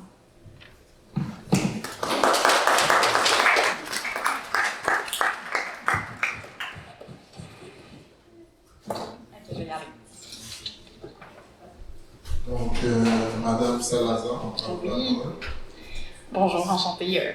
Je me présenterai via Agi, là, vous avez l'option de m'ajouter. Mais oui, la question de la piste cyclable, moi je suis cycliste, puis c'est vraiment drôle parce que s'il y a bien une chose qui nous colle au cul à Projet Montréal, c'est qu'on en veut des pistes cyclables, qu'on veut en faire, qu'on va en faire vraiment plus à Montréal-Nord, particulièrement. C'est pour ça que Projet Montréal décide d'investir en fait Montréal-Nord avant tout, parce qu'on veut créer beaucoup plus de pistes cyclables. Puis un des exemples parfaits dans lesquels moi j'étais assez satisfaite comme cycliste à Montréal-Nord, c'était la piste cyclable sur Bointe qui a vraiment été enlevée, qui était vraiment une grosse piste cyclable sécuritaire. Puis c'est vraiment décevant parce que c'est vraiment l'arrondissement, pour une fois, centre, qui pousse en fait nos adversaires actuels à créer beaucoup plus de pistes cyclables, à justement créer de la sécurisation pour créer justement des activités actives pour nous, parce que moi, personnellement, c'est vraiment le seul sport que je fais. Faire du vélo pour me déplacer dans le hood, genre, comme c'est la seule chose que je fais, c'est super important pour moi de faire du vélo. Et ce qui est décevant, c'est que je sais pas si tu avais remarqué, mais ils n'ont pas pris le temps ni l'effort cette année de faire d'autres pistes cyclables ou encore de refaire la signalisation des pistes cyclables alors qu'on en avait dans d'autres artères. Ça, j'ai vraiment été déçue. On parle de l'artère commerciale à Charleroi comme une artère justement commerciale. On n'a pas une piste cyclable, c'est super dangereux. À Amos, je comprends pas comment ça fait qu'on n'a pas encore une piste cyclable à Amos. Genre, on a mis une rue One Way, justement, ça va directement dans une école. On parle de 2 écoles. Dont l'école Calixte-Lavallée. Fait que c'est sûr que pour le coup, pour voter pour Projet Montréal, c'est voter beaucoup plus de pistes cyclables à Montréal-Nord.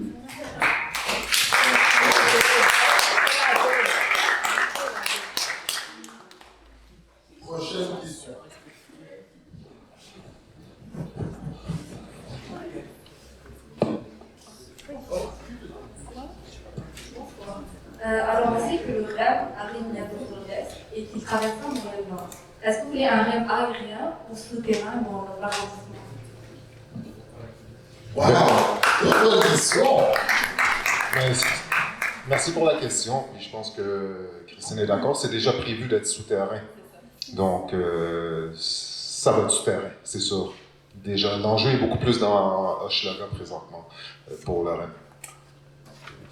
En fait, j'ajouterais simplement que le REM va être souterrain, effectivement, à Montréal-Nord. Et c'était une excellente nouvelle quand la nouvelle est arrivée, parce qu'au départ, il avait été question d'un REM aérien, donc avec les pylônes et tout le reste. C'est dans un quartier très résidentiel, très dense à Montréal-Nord, donc c'est très préoccupant. Et je vous dirais qu'on avait eu l'occasion d'avoir des rencontres avec l'équipe en fait, de CDPQ et EFRA, qui appelle, donc c'est la Caisse de dépôt et de placement du Québec, qui gère ce projet-là. Et on leur avait, entre autres, partagé les préoccupations qu'on avait à ce moment-là pour leur dire que c'était préférable d'aller souterrain. Donc, quand la nouvelle est sortie que ça allait l'être, nous, on en était très soulagés. Et en même temps, donc, c'est sûr que c'est des excellentes nouvelles pour Montréal-Nord que ça se passe comme ça.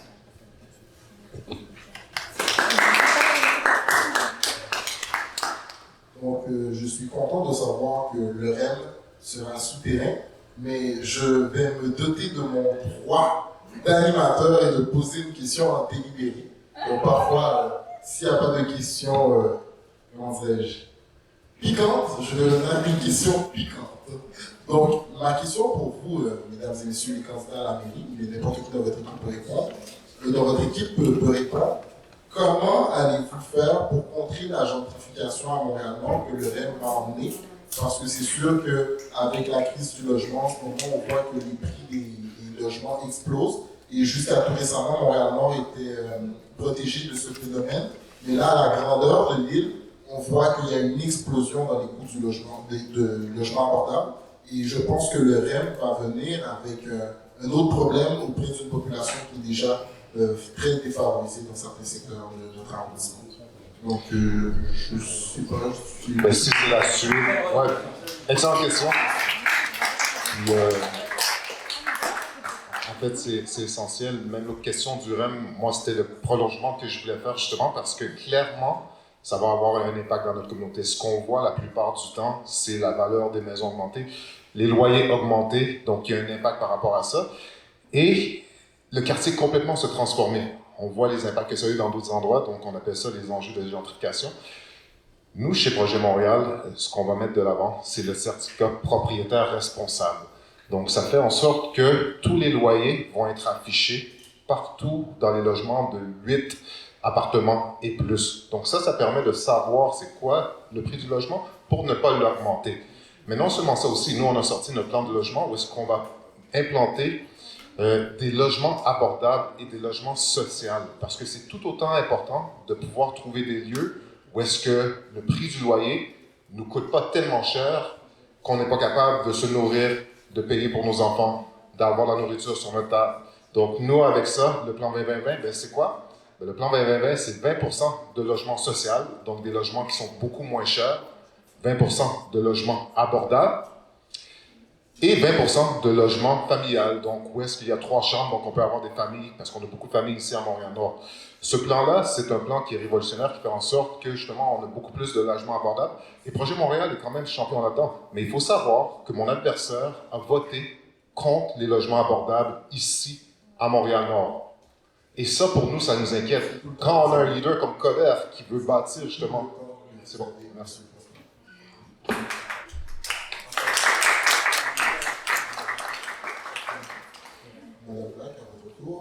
Merci. Donc, c'est un enjeu très clair avec l'arrivée de ces grands projets d'infrastructure.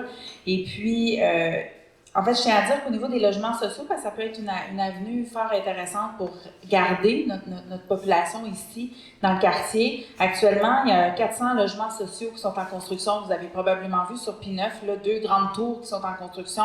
Il y en a là-bas, il y en a aussi sur l'Archevêque qui sont déjà en construction. Donc, on veut vraiment aller de l'avant. nous, ce qu'on a promis avec l'équipe de M. Coderre, c'est 50 000 logements sociaux abordables dans les prochaines années. Alors, on veut vraiment aller de l'avant. Montréal-Nord fait partie de l'équation, bien entendu. Mais au-delà de ça, je vous dirais que ce qu'on veut aussi, c'est garder notre parc de logements sociaux, justement. Parce qu'au-delà d'en construire des nouveaux, on a des graves problèmes en ce moment dans le secteur nord-est, entre autres, où il y a beaucoup de coopératives d'habitation qui, malheureusement, sont dans un état pitoyable et on risque de les perdre, c'est-à-dire qu'ils vont être revendus au privé sur le marché, donc n'importe qui pourrait l'acheter. Et ça, c'est dommage parce que ça va faire en sorte que le nombre de logements sociaux, au final, va descendre. Parallèlement à ça, à l'arrondissement, nous, on a travaillé très fort avec mon équipe pour mettre en place, avec les partenaires communautaires ou autres là, qui travaillent dans le domaine de l'habitation, le plan collectif priorité habitation, justement pour trouver des pistes de solutions sur tout ce qui se passe dans notre quartier. Alors, ça fait sans aucun doute partie de nos priorités.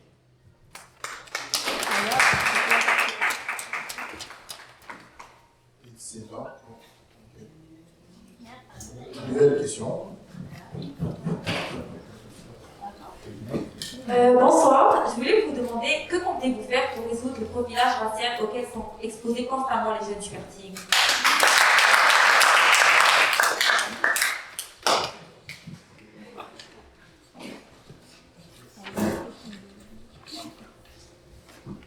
Qui commence? Oui. Super. Une minute 30. Je vais partir mon timer. Alors voilà, donc en fait, c'est un sujet fort complexe hein, et en même temps multifacette. Je vous dirais que, merci beaucoup pour la question d'ailleurs, je cherchais dans la salle.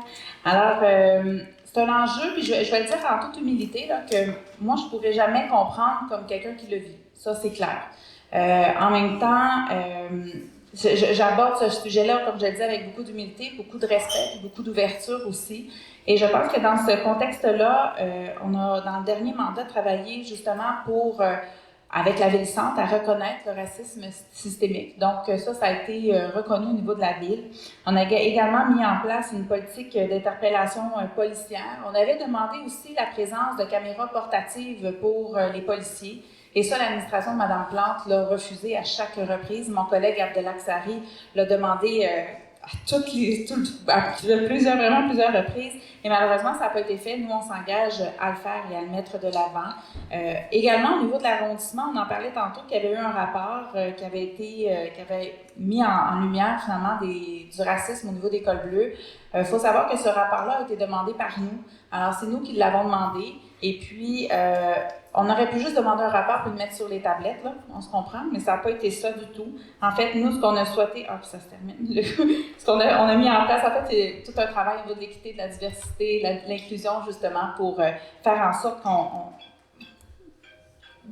Vous avez la Merci. Je poursuis ce que vous étiez en train de dire. L'arrondissement a demandé un rapport après que les cols bleus sont sortis médiatiquement et publiquement sur les médias sociaux pour dire qu'ils subissaient du racisme systémique. Il n'y avait aucune mesure en place ici pour lutter contre la discrimination. C'est même une question que j'ai posée au conseil de ville, savoir qu'est-ce qu'eux faisaient pour lutter contre le racisme systémique que subissaient nos jeunes.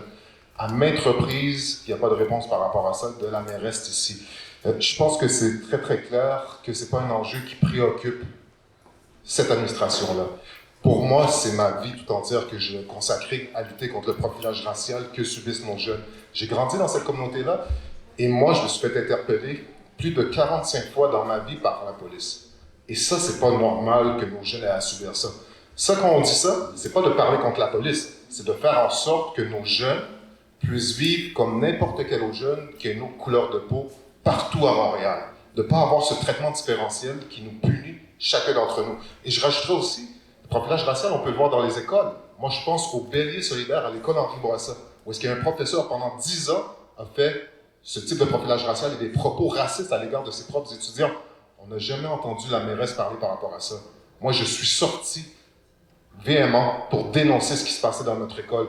On a participé aux consultations, on a travaillé sur cet enjeu-là. Ce que vous voulez avoir ici à Montréal-Nord pour lutter contre le profilage racial, le racisme systémique, c'est une équipe qui est championne et qui a démontré déjà sa feuille de route par rapport à ça. Et c'est ce qu'on a fait, nous autres. Et c'est ce qu'on veut amener au sein de la ville aussi. Merci.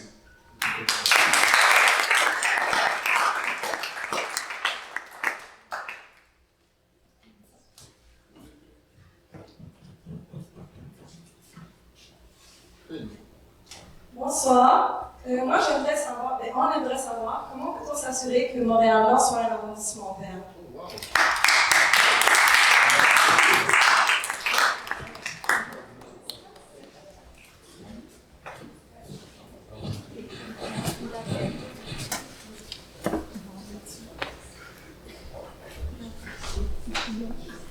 Oui, bonjour. Bon, moi, c'est Anna. Merci de nous avoir invités. Merci d'être ici. Et nous avons un plan pour faire verdir les arrondissements. D'abord, il faut lutter contre les canicules. Vous savez que la dernière canicule a été vraiment frappante et ici à Montréal-Nord, il y a eu des morts. Donc, on veut faire une brigade canicule. Donc, des personnes qui vont faire un suivi avec les gens les plus vulnérables pour pouvoir les aider à se transporter à un endroit où il pourra avoir plus de fraîcheur. Après, nous voulons aussi verdir les rues. Tout le monde a remarqué ici, on a Charleroi, on a Fleury, on a Mont-Célé, mais ce sont des acteurs principaux, mais ils ne sont pas verts. Donc, on veut verdir ça, on veut avoir des paracotoirs dans tous les espaces. On va avoir aussi des espaces de trottoirs ouverts, ce n'est pas les mots, mais je vous dis des trottoirs qui vont s'expandir et pour avoir plus de verdure dedans. Et une chose très importante pour lutter contre les îlots de chaleur, c'est faire de l'agriculture urbaine. L'agriculture urbaine, c'est incroyable. Ici à Montréal-Nord, il y a seulement un jardin communautaire. Et c'est où ce jardin communautaire? Dans la frontière entre Annecy et Montréal-Nord. C'est pas possible. Donc on veut... Merci. Donc ça c'est une priorité. Merci.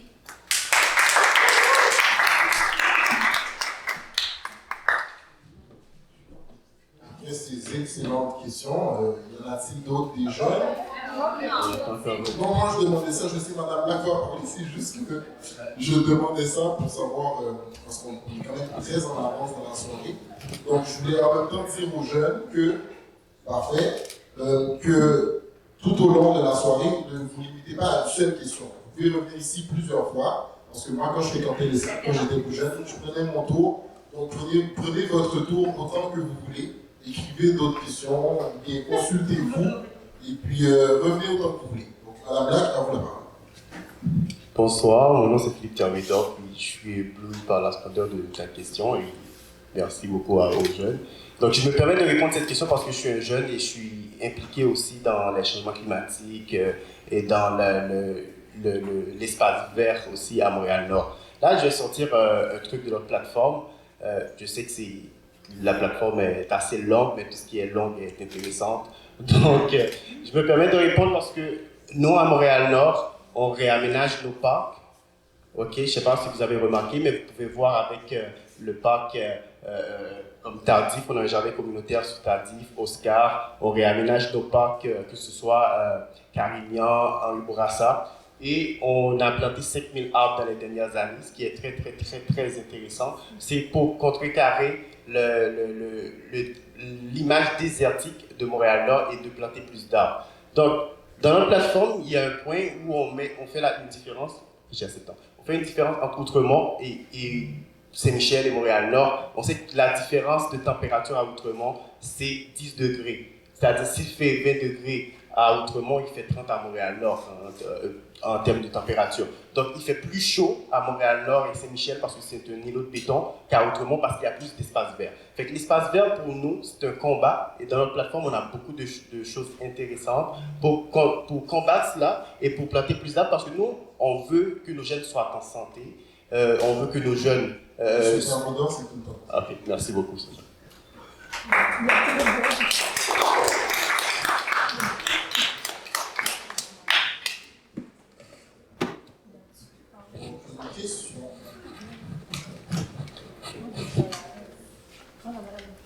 Bonsoir à tous.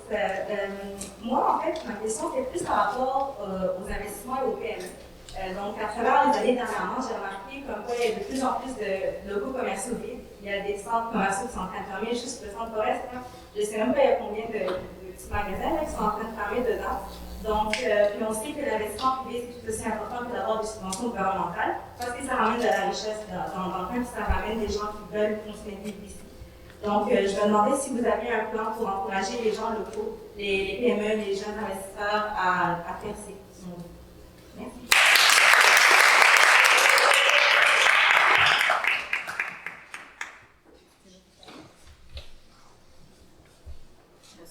Votre question, Bonjour, mon nom est Jean-Marc Poirier. Je suis la personne qui s'occupe de l'économie à Montréal-Nord.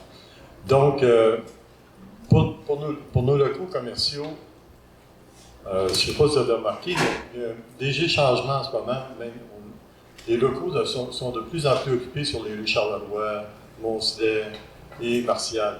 On voit un changement au niveau de l'économie.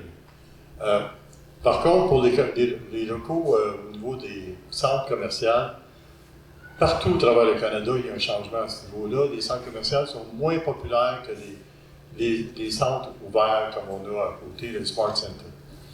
Et pour nos industriels et nos commerçants, on a un plan qui s'en vient pour restructurer, ça s'appelle une SDI, un centre d'investissement industriel, sur lequel on va chercher des investisseurs à l'international et aussi de chez nous, du Canada, du Québec, pour améliorer notre secteur industriel et notre secteur commercial. Merci.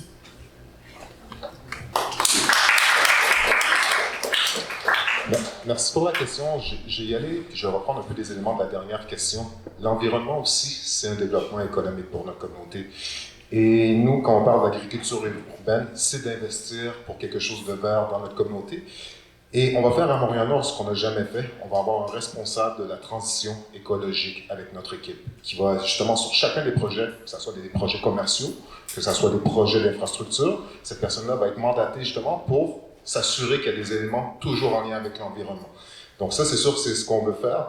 Je rajouterai aussi à travers ça, quand on pense environnement, on pense certainement pas à Montréal-Nord, mais avec nous, ça va changer parce que c'est ce qu'on va mettre de l'avant. Maintenant, il nous faudrait aussi une artère dynamique. On parle souvent de Charleroi, mais ce qu'on a vu avec Charleroi, c'est malheureusement des locaux vides. C'est un désastre pour notre communauté. Ça n'a pas été réfléchi, il n'y a pas de vision derrière ça, s'il n'y a pas eu de support. Et ça ne représente surtout pas la diversité de notre communauté, la belle culture qu'on a. C'est pas normal que des étudiants, s'ils veulent aller dans un café, il y a juste un Tim Hortons. Ça ne tient pas la route d'avoir ça. Donc, on doit s'assurer justement de miser là-dessus et d'avoir des espaces qui reflètent ce que la communauté aimerait avoir en place. Et pour ça, ça va prendre un processus de consultation, mais de faire en sorte qu'on ait une artère dynamique. Et je regarde même des gens de Montréal-Nord, parfois ils vont s'aufleurer dans Antique parce qu'ils se reconnaissent là-bas. Malheureusement, puis ils ont justement une artère dynamique. Il faut que ça cesse ici à Montréal-Nord. Il faut qu'on casse ça, puis qu'on commence à avoir une artère dynamique qui reflète vraiment ce que Montréal-Nord doit être et ne soit plus une ville dortoir comme celle qui a été bâtie par les autres administrations.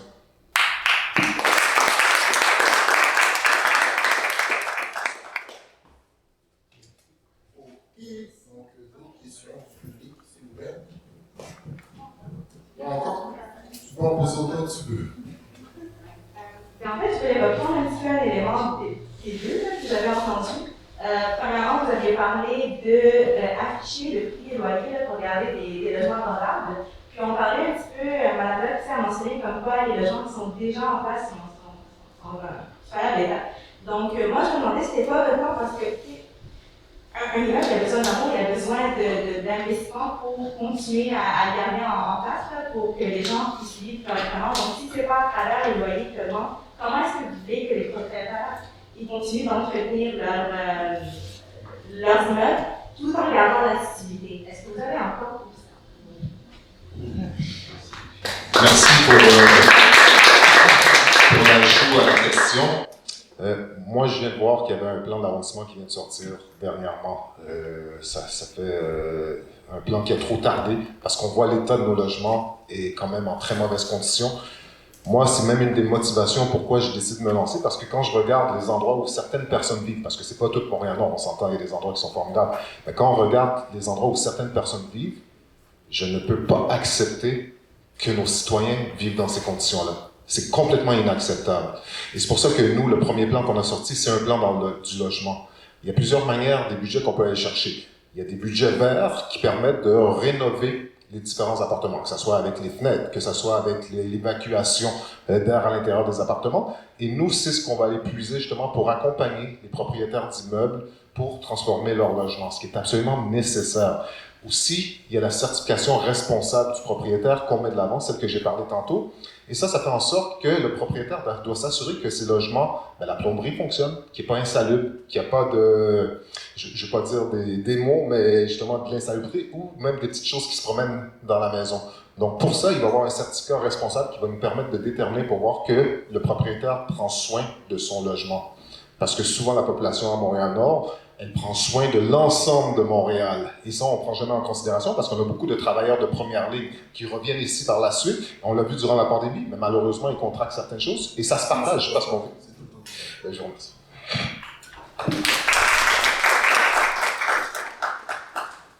Alors, merci de me permettre de revenir sur ce sujet-là. Effectivement, c'est un sujet qui est fort complexe, en fait, à comprendre parce que quand je parle qu'on va perdre des logements, c'est que ça se trouve souvent être des coopératives d'habitation qui ont été construites dans les années 70 sous un modèle de coop. Mais malheureusement, au fil du temps, il n'y a pas eu nécessairement d'accompagnement pour ces groupes-là, ce qui fait en sorte que certaines personnes arrivaient dans ces installations-là en pensant que c'était un logement comme un autre et ils n'ont pas nécessairement investi dans le concept de coopérative. Ce qui fait en sorte qu'aujourd'hui, comme je disais, il y en a qui ont 1, 2 locataires, puis c'est souvent des gestionnaires, en fait, qui gèrent ces installations-là. Alors, et c'est un sujet, en fait, je le disais tantôt, qu'il y a beaucoup de monde là-dedans. C'est autant le privé, autant la SCHL, autant le gouvernement fédéral, autant le provincial. Alors, nous, ce qu'on veut faire à l'arrondissement, puis on est le premier arrondissement à travailler pour se doter d'un plan collectif en habitation. Et l'idée, c'est de jouer un rôle de leadership dans ce dossier-là et faire en sorte qu'on puisse rassembler les forces vives pour pouvoir se dire, bon, comment on prend ça, puis comment on arrive à trouver des solutions. Entre autres, quand il y a des coopératives dans le secteur qui sont en train d'être perdues pour le privé, mais actuellement, il y a des éléments, certains, je ne peux pas dire publiquement, mais il y a des mouvements qui sont en cours actuellement pour acquérir ces bâtiments-là et les rénover, les revamper complètement pour justement garder ce parc locatif-là, social, mais en même temps, en le mettant au bout du jour. Donc, c'est tout un travail qui est en train d'être fait, mais ce qu'on veut aussi...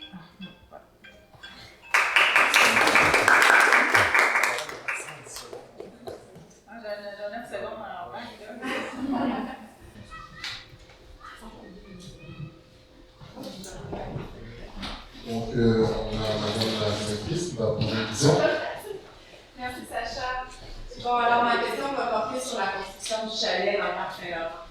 Donc, vous savez, les besoins des jeunes de Montréal-Nord sont grandissants. Nos locaux sont vieillissants.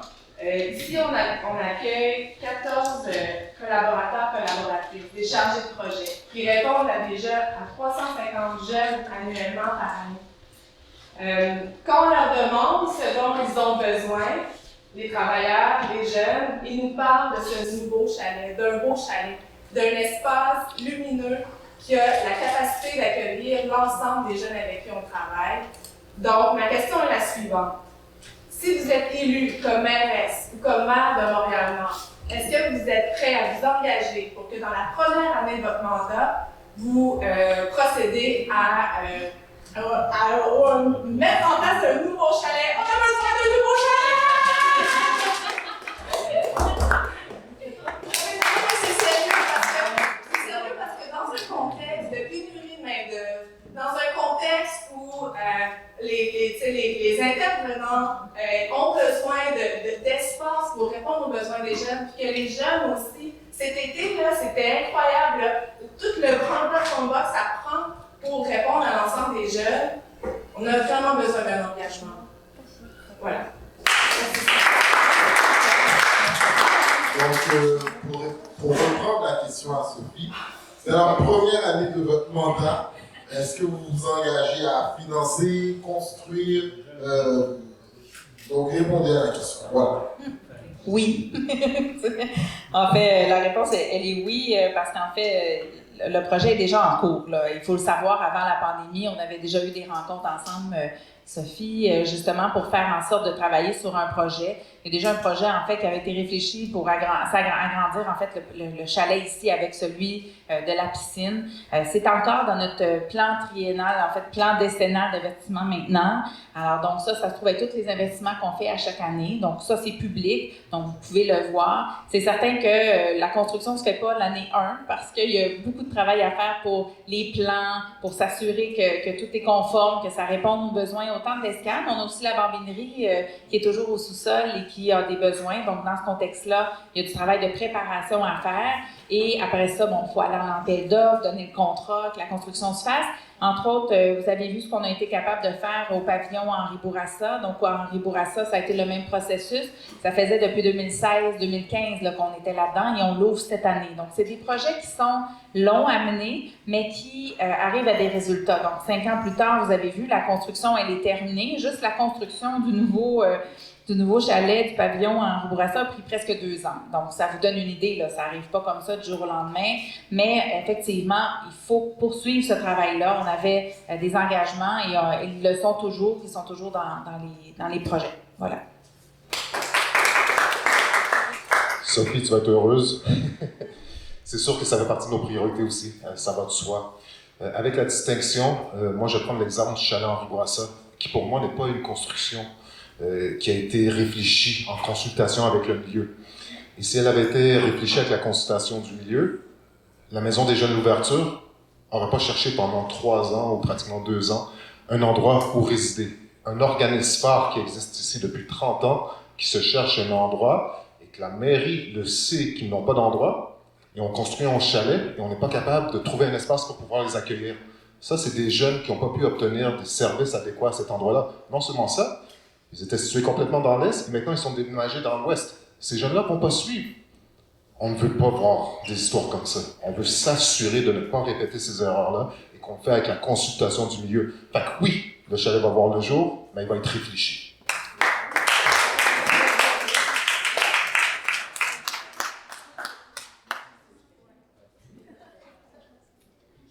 Mais 2 questions, les gens peuvent se mettre en ligne, je pense. En ligne?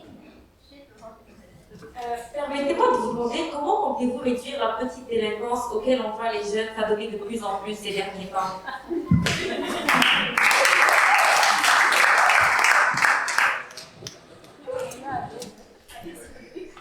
Je te remercie vraiment pour cette question parce que justement, moi je termine mon bac en psychologie de l'enfant, je suis intervenante en psychosociale et en santé mentale, puis également je suis coordonnatrice de regroupement qui a plusieurs organismes qui aident à différents niveaux, l'éducation, la santé, l'immigration et tout ça. Donc c'est vraiment important ici. Puis justement, qu'est-ce qui manque en ce moment à Montréal-Nord? C'est le sentiment d'appartenance des jeunes, des citoyens. Donc moi, où ce que je me cible, c'est plutôt la culture, le sport, la propreté, puis également une rencontre intergénérationnelle et interculturelle avec la collaboration des institutions et des organismes communautaires. Parce que c'est important qu'il y ait un lien entre tout le monde pour que tout le monde puisse se sentir bien.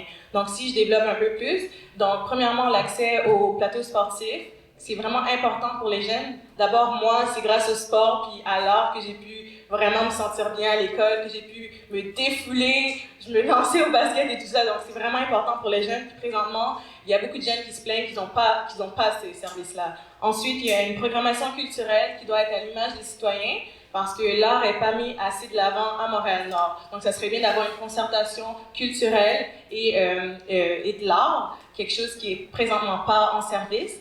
Puis également, l'insalubrité à Montréal-Nord fait en sorte que les personnes ne vont pas se sentir interpellées, ne vont pas se sentir que c'est leur quartier. Mais si la mairie met plus d'efforts là-dedans, met plus de financement par rapport à l'insalubrité, ça fait en sorte que tout le monde va se sentir bien à Montréal-Nord, puis tout le monde va se sentir interpellé par « OK, non, il y a un déchet par terre, on va le ramasser, on va essayer de trouver une certaine relation entre la communauté. » Puis également favoriser la rencontre intergénérationnelle avec les amis.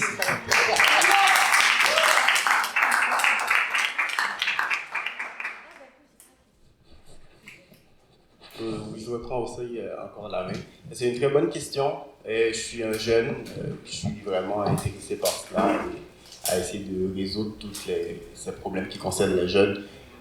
C'est une question qui tombe bien parce que vous voyez où nous sommes à l'Escale. C'est un gérilitaire aussi tous les compliments pour Sophie et tous les jeunes qui sont ici, parce que c'est très important le travail que vous faites au sein de la communauté de Montréal-Nord.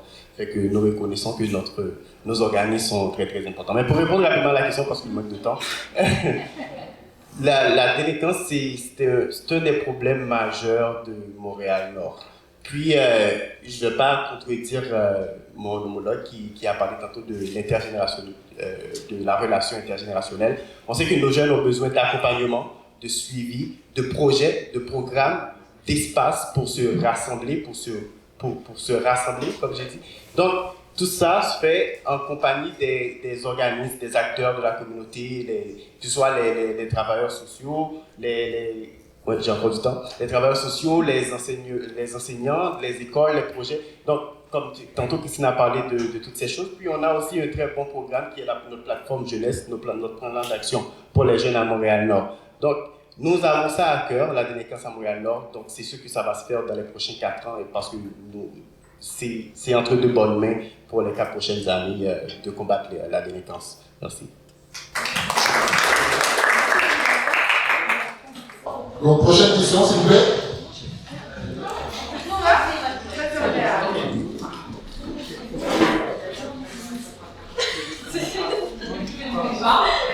Comme vous le savez, à Montréal, moi je suis à Montréal, j'ai 3 sortes de véhicules différents. Le secteur développé, le secteur en développement, tous les secteurs moyens au niveau économique, le secteur en voie de développement, c'est tout le secteur qui est vraiment dans les soins d'améliorer sa qualité. Alors, c'est clair, là, ce que je dis, mais je vois Montréal divisé dans 3 secteurs économiques, et que la différence est très marquée entre les 3. Il y a juste un arrondissement. Donc, puis on a aussi le secteur des usines, des entreprises très développées, c'est le secteur privé. Ma question, en fait, c'est est-ce que vous avez un projet pour impliquer ou motiver ou encourager ce secteur qui a plus de force économique et ces usines-là et ces entreprises-là, pour les encourager à trouver des emplois ou à développer l'économie de ce secteur qui a des besoins de s'améliorer. En plus, ce secteur-là, c'est clair que c'est un secteur, je parle des statistiques, c'est un secteur immigrant qui doit traverser le processus d'intégration sociale qui ça prend environ 5 ans. Est-ce que vous avez un projet vraiment pour encourager et renforcer cette économie-là de cette population qui vit dans les besoins et dans ce processus-là, puis l'intégrer avec les ressources qu'il y a à Montréal, qui sont des secteurs privés qui sont forts, quand même des usines, tout ça qui existe là, puis les citoyens qui ont les besoins. Il y a un plan de marche qui s'est développé ici même dans l'arrondissement où vous savez pas réfléchir. Merci.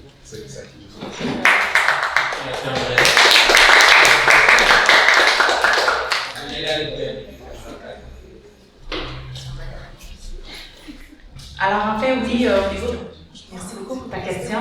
Alors pour l'économie, on en parlait déjà un peu tantôt. De notre côté, en fait, dans les dernières années, ce qu'on a mis en place, c'est entre autres de créer un mouvement enfin, pour que les différents partenaires économiques travaillent plus ensemble, se connaissent davantage. Donc, ça a créé entre autres le plan collectif en économie. Et ça a eu comme impact, entre autres, que durant la pandémie, quand la pandémie a commencé, les gens se sont tout de suite regroupés au niveau de l'arrondissement, au niveau de la chambre de commerce, au niveau de PME Montréal et de la CEDEC. Et dans le fond, nous, de notre côté, ce qu'on veut, c'est vraiment stimuler toute cette économie-là. Et l'économie, en fait, c'est autant les gens qui vont venir investir ici pour que les emplois soient disponibles, mais également au niveau des employés aussi pour qu'ils puissent trouver. Donc, c'est trouver ces corridors-là de services entre. Et on croit beaucoup, entre autres, avec le travail du Carrefour Jeunesse-Emploi ou d'Impulsion Travail, qui eux sont avec les 35 ans et plus, pour que tous ensemble, on arrive à travailler finalement pour stimuler finalement cette économie-là, mais au-delà de ça, on en parlait tantôt avec Jean-Marc, c'est de revitaliser entre autres notre zone industrielle qui a clairement besoin d'amour et de le faire avec justement les entreprises, les commerçants, pour faire la différence. Et d'ailleurs, dans les derniers temps, avec la pandémie, oui, ça a été difficile, mais on l'a dit aussi tantôt, les Montréalais, on sent une réelle effervescence actuellement dans le quartier. Et la fin des travaux du boulevard P9 va aussi changer les choses.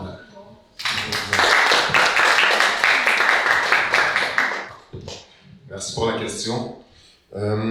C'est une question importante, hein, le développement économique pour Montréal-Nord. Je pense que c'est quelque chose qu'on doit vraiment traiter assez sérieusement.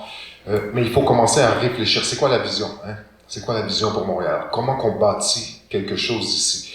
Ça commence par la formation pour moi.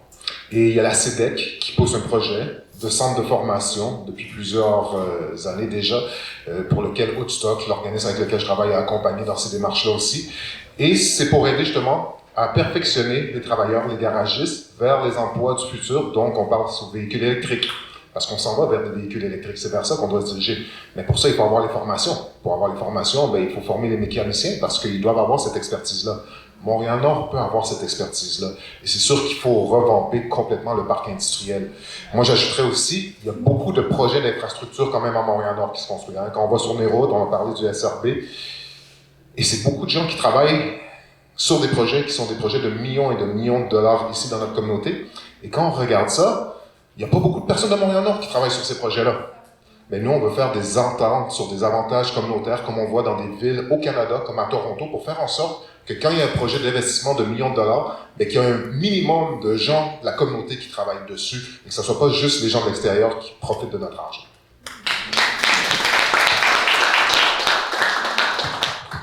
Prochaine question.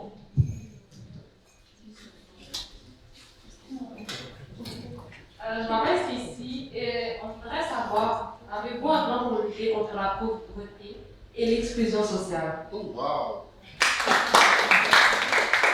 Excellente question. Réponse? Montréal-Nord est un arrondissement où est-ce que le taux de pauvreté est très élevé. Ce qu'on voit au courant pratiquement des 10 dernières années avec les différentes administrations, c'est que l'indice de pauvreté continue de grimper ici à Montréal-Nord.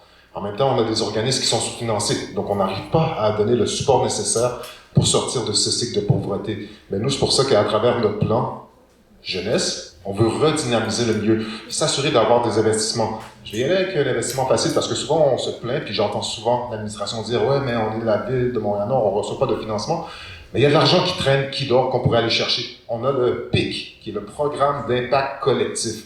Ça, c'est partout dans les autres arrondissements. C'est des centaines de milliers de dollars qui viennent en support des organismes pour les accompagner, pour pouvoir offrir leurs services.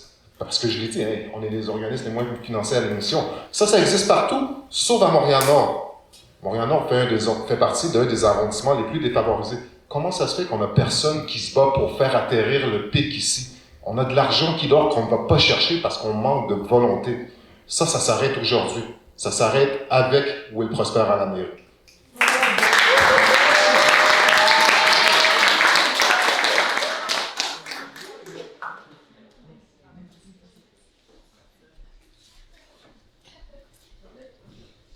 En fait, la pauvreté, c'est un sujet transversal qui touche... Je cherche la personne qui me pose la question. Où est-elle? Ok, super, voilà.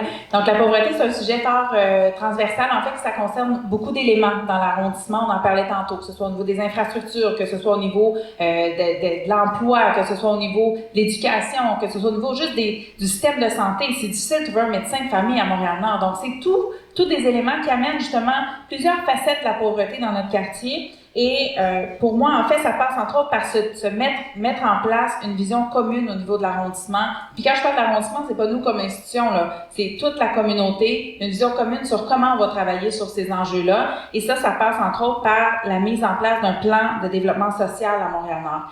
L'arrondissement aurait pu mettre en place un plan de développement social seul dans nos bureaux. Nos fonctionnaires auraient pu très bien faire ça. Mais le choix qu'on a fait, nous, notre administration, c'est de travailler cette démarche-là avec la table de quartier communauté, pour justement faire en sorte qu'on puisse développer cette vision-là, autant avec les écoles, autant avec les organismes, autant avec les différentes institutions, pour faire en sorte qu'on soit plus forts ensemble. Donc ça a été un des éléments sur lesquels on travaille. Le plan devrait voir le jour bientôt, c'est la table de quartier qui pilote ça. Et au niveau du PIC, faut savoir que contrairement à ce que mon adversaire mentionne, on a porté la voix justement pour faire en sorte que ça arrive. Et si ça n'arrive pas, c'est pas seulement parce que l'arrondissement ne veut pas, c'est beaucoup plus complexe que ça. On peut faire un peu ça arrive.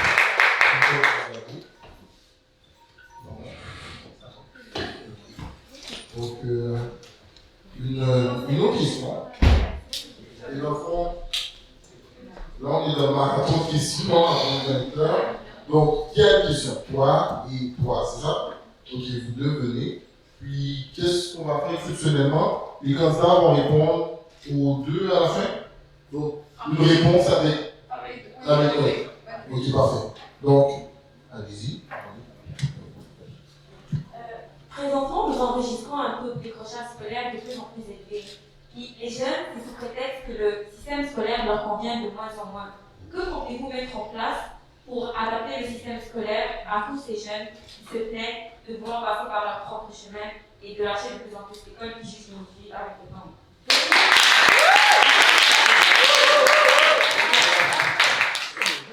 Là, on va prendre la deuxième question, puis ensuite, vous allez répondre aux deux questions.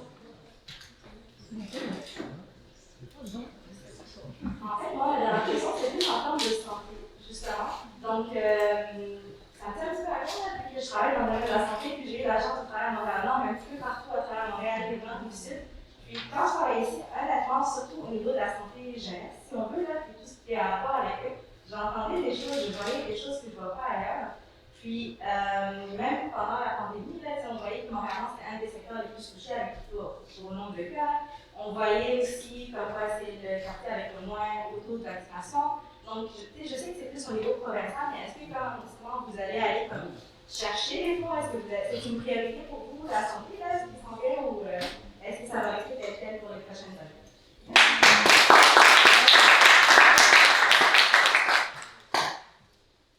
Parfait. Donc, avant de répondre, moi j'ai une ultime question, mais je pense que t'en as une, toi-même? J'en ai une? Oui. On va essayer de Ok, parfait. Donc, vous pouvez répondre au marathon de questions. Candidat et candidat. 2 minutes au total. Donc, 1 minute pour répondre à chaque question. C'est moi qui commence? Je pense que oui, j'oublie, non? Bon, 2 questions en 2 minutes. On va essayer de faire 1 minute chacun. Alors, au niveau du décrochage scolaire, en fait, c'est sûr qu'au niveau municipal, c'est pas nous qui gérons le palier des écoles. En fait, c'est pas nous qui gérons. Par contre, ce qu'on s'est engagé comme parti, c'est de mettre en place en fait les mesures pour faire en sorte que la ville gère maintenant les infrastructures scolaires, ce qui va nous permettre d'avoir beaucoup plus de facilité pour gérer, entre autres, les écoles au niveau des bâtisses, pour avoir accès à davantage d'heures. On en parlait un peu plus tôt, pour que ça soit ouvert un peu plus tard, par exemple, et autres. Donc ça fait partie des engagements. Mais sinon, au niveau du décrochage scolaire, ça passe, entre autres, à notre sens, par le travail qui est fait par les organismes communautaires. Et dans ce sens-là, nous, ce qu'on souhaite, c'est continuer le financement qui est tout près de 1 million qu'on fait actuellement pour tous les programmes communautaires qui sont à Montréal-Nord pour aider nos jeunes. Alors pour moi, ça passe par ce côté-là, avec tout l'investissement social qu'on peut y faire. Ensuite, au niveau de la santé, je voudrais que dans les derniers temps, on a eu des très bonnes nouvelles de la part du gouvernement suite à d'énormes représentations qu'on a fait dans des réunions, dans des comités. Il va y avoir finalement un point de service du CLSC dans le secteur nord-est. Donc ça, c'est une excellente nouvelle. Au-delà de ça, je vous dirais que pour avoir une bonne qualité de santé, il faut agir sur tous les déterminants de la santé. Alors, on parle à ce moment-là de l'emploi, l'éducation, justement trouver un médecin, avoir accès à des organismes communautaires, avoir accès à des infrastructures, des parcs, par exemple. On a le plus faible taux de parcs à Montréal. Alors ça, c'est problématique. Donc, il faut travailler, comme on le disait depuis tantôt, sur tous ces facettes-là. Mais au-delà de ça, je vous dirais que comme arrondissement, on peut avoir un rôle de levier auprès des différentes instances au niveau de la santé pour susciter, stimuler l'arrivée, entre autres, de cliniques. On a une nouvelle clinique qui arrive à Montréal-Nord au coin de Lacordaire et Léger, voilà. C'est la clinique Daisy, en fait, une partie de la clinique qui déménage à cet endroit-là, mais ça va être des nouveaux locaux, ça risque d'en attirer des médecins. Et ce qu'on veut faire, c'est de multiplier ces initiatives-là. Voilà.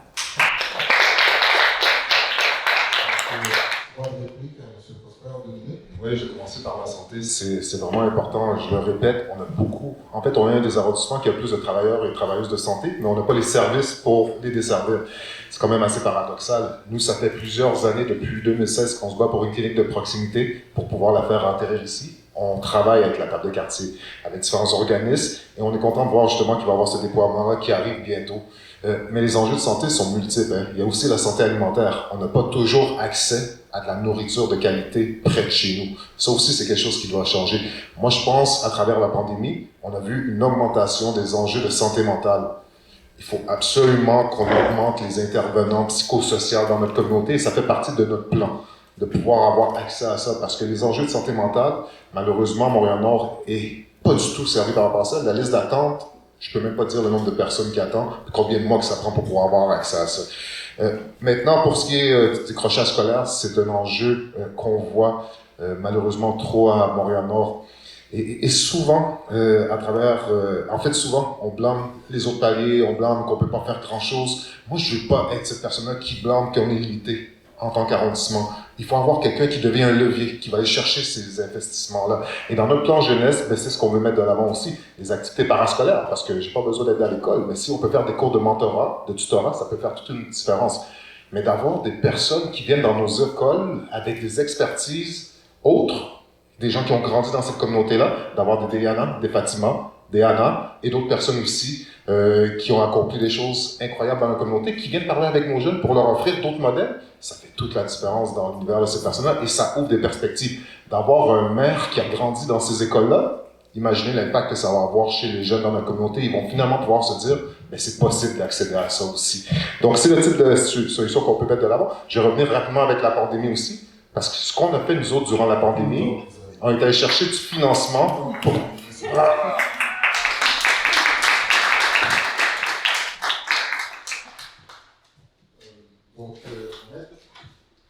Bon, pour moi, ma question, elle a rapport avec l'entrepreneuriat. Donc, j'aimerais savoir, ça serait quoi vos mesures, vos idées, vos plans que vous allez mettre en place pour encourager les jeunes entrepreneurs à investir dans le quartier, parce qu'on entend de plus souvent un entrepreneur à succès, il vient de Montréal-Nord. Et on ne dit pas qu'il accueille quelque chose à Montréal-Nord, mais qu'il vient de Montréal. Qu'est-ce que vous allez faire pour que ces gens-là, ces jeunes, qui ont envie d'entreprendre, qui ont envie de mettre du cœur dans le quartier, puissent rester et avoir une idée d'entreprise dans le quartier et savoir le redonner à la communauté également? Excellente question. Je ne sais pas c'est quoi l'entreprise que tu veux partir, mais j'achète. Je suis déjà partant pour ça, puis on pourra s'en parler par la suite. Nous, on veut mettre de l'avant, comme je le mentionnais, la maison du numérique.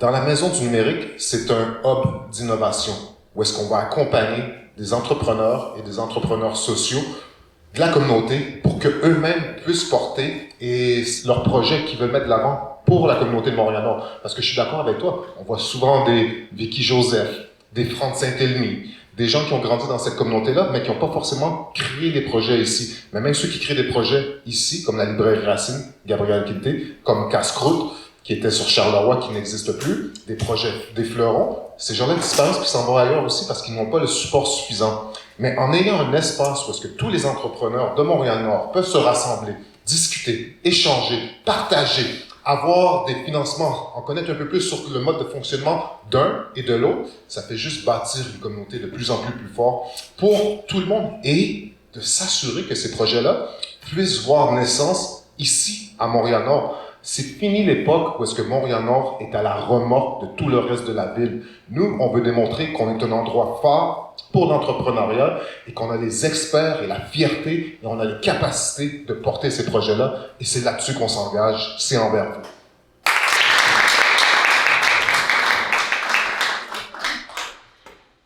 C'est toujours 1 minute et demie. 1 minute 45.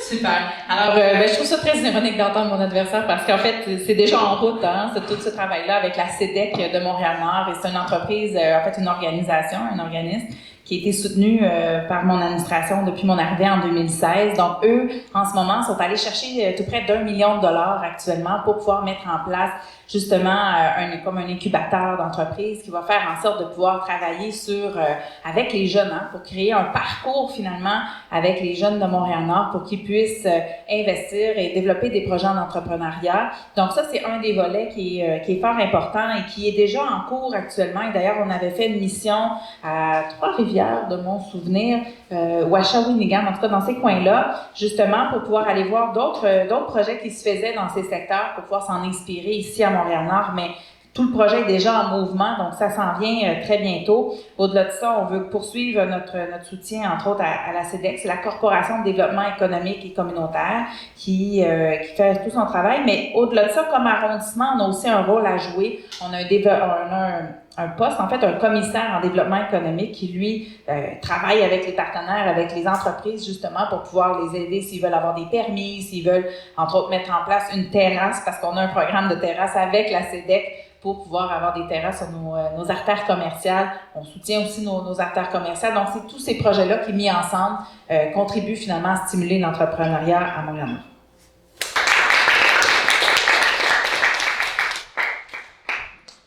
Donc, il est présentement 20h07 et la soirée achève. Donc, merci aux candidats et aux candidates d'avoir répondu aux questions des jeunes. Et pour les prochaines minutes, si vous avez des questions ou si vous aimeriez échanger avec les candidats et candidates, je vous invite à le faire jusqu'à 20h30. Et si vous devez rentrer à la maison, je vous invite à rentrer à la maison parce qu'il fait froid, il fait noir. Donc, soit dit en passant, pour le prochain heure ou la prochaine adresse, plus de lampadaires, s'il vous plaît. Ça, c'est une demande spéciale de la Mais il y en a qui dorment, il y en a qui sont supposés être installés sur Charleroi, ça fait 4 ans qu'on les attend. D'accord, donc là c'est le moment de parler avec les jeunes. Mon contrat d'animation est fini. Merci encore une fois à l'Escale. Et merci à vous tous d'être venus. Et surtout, n'oubliez pas d'aller voter par anticipation et d'aller voter au BVA. Le vote officiel. Merci, bonne soirée.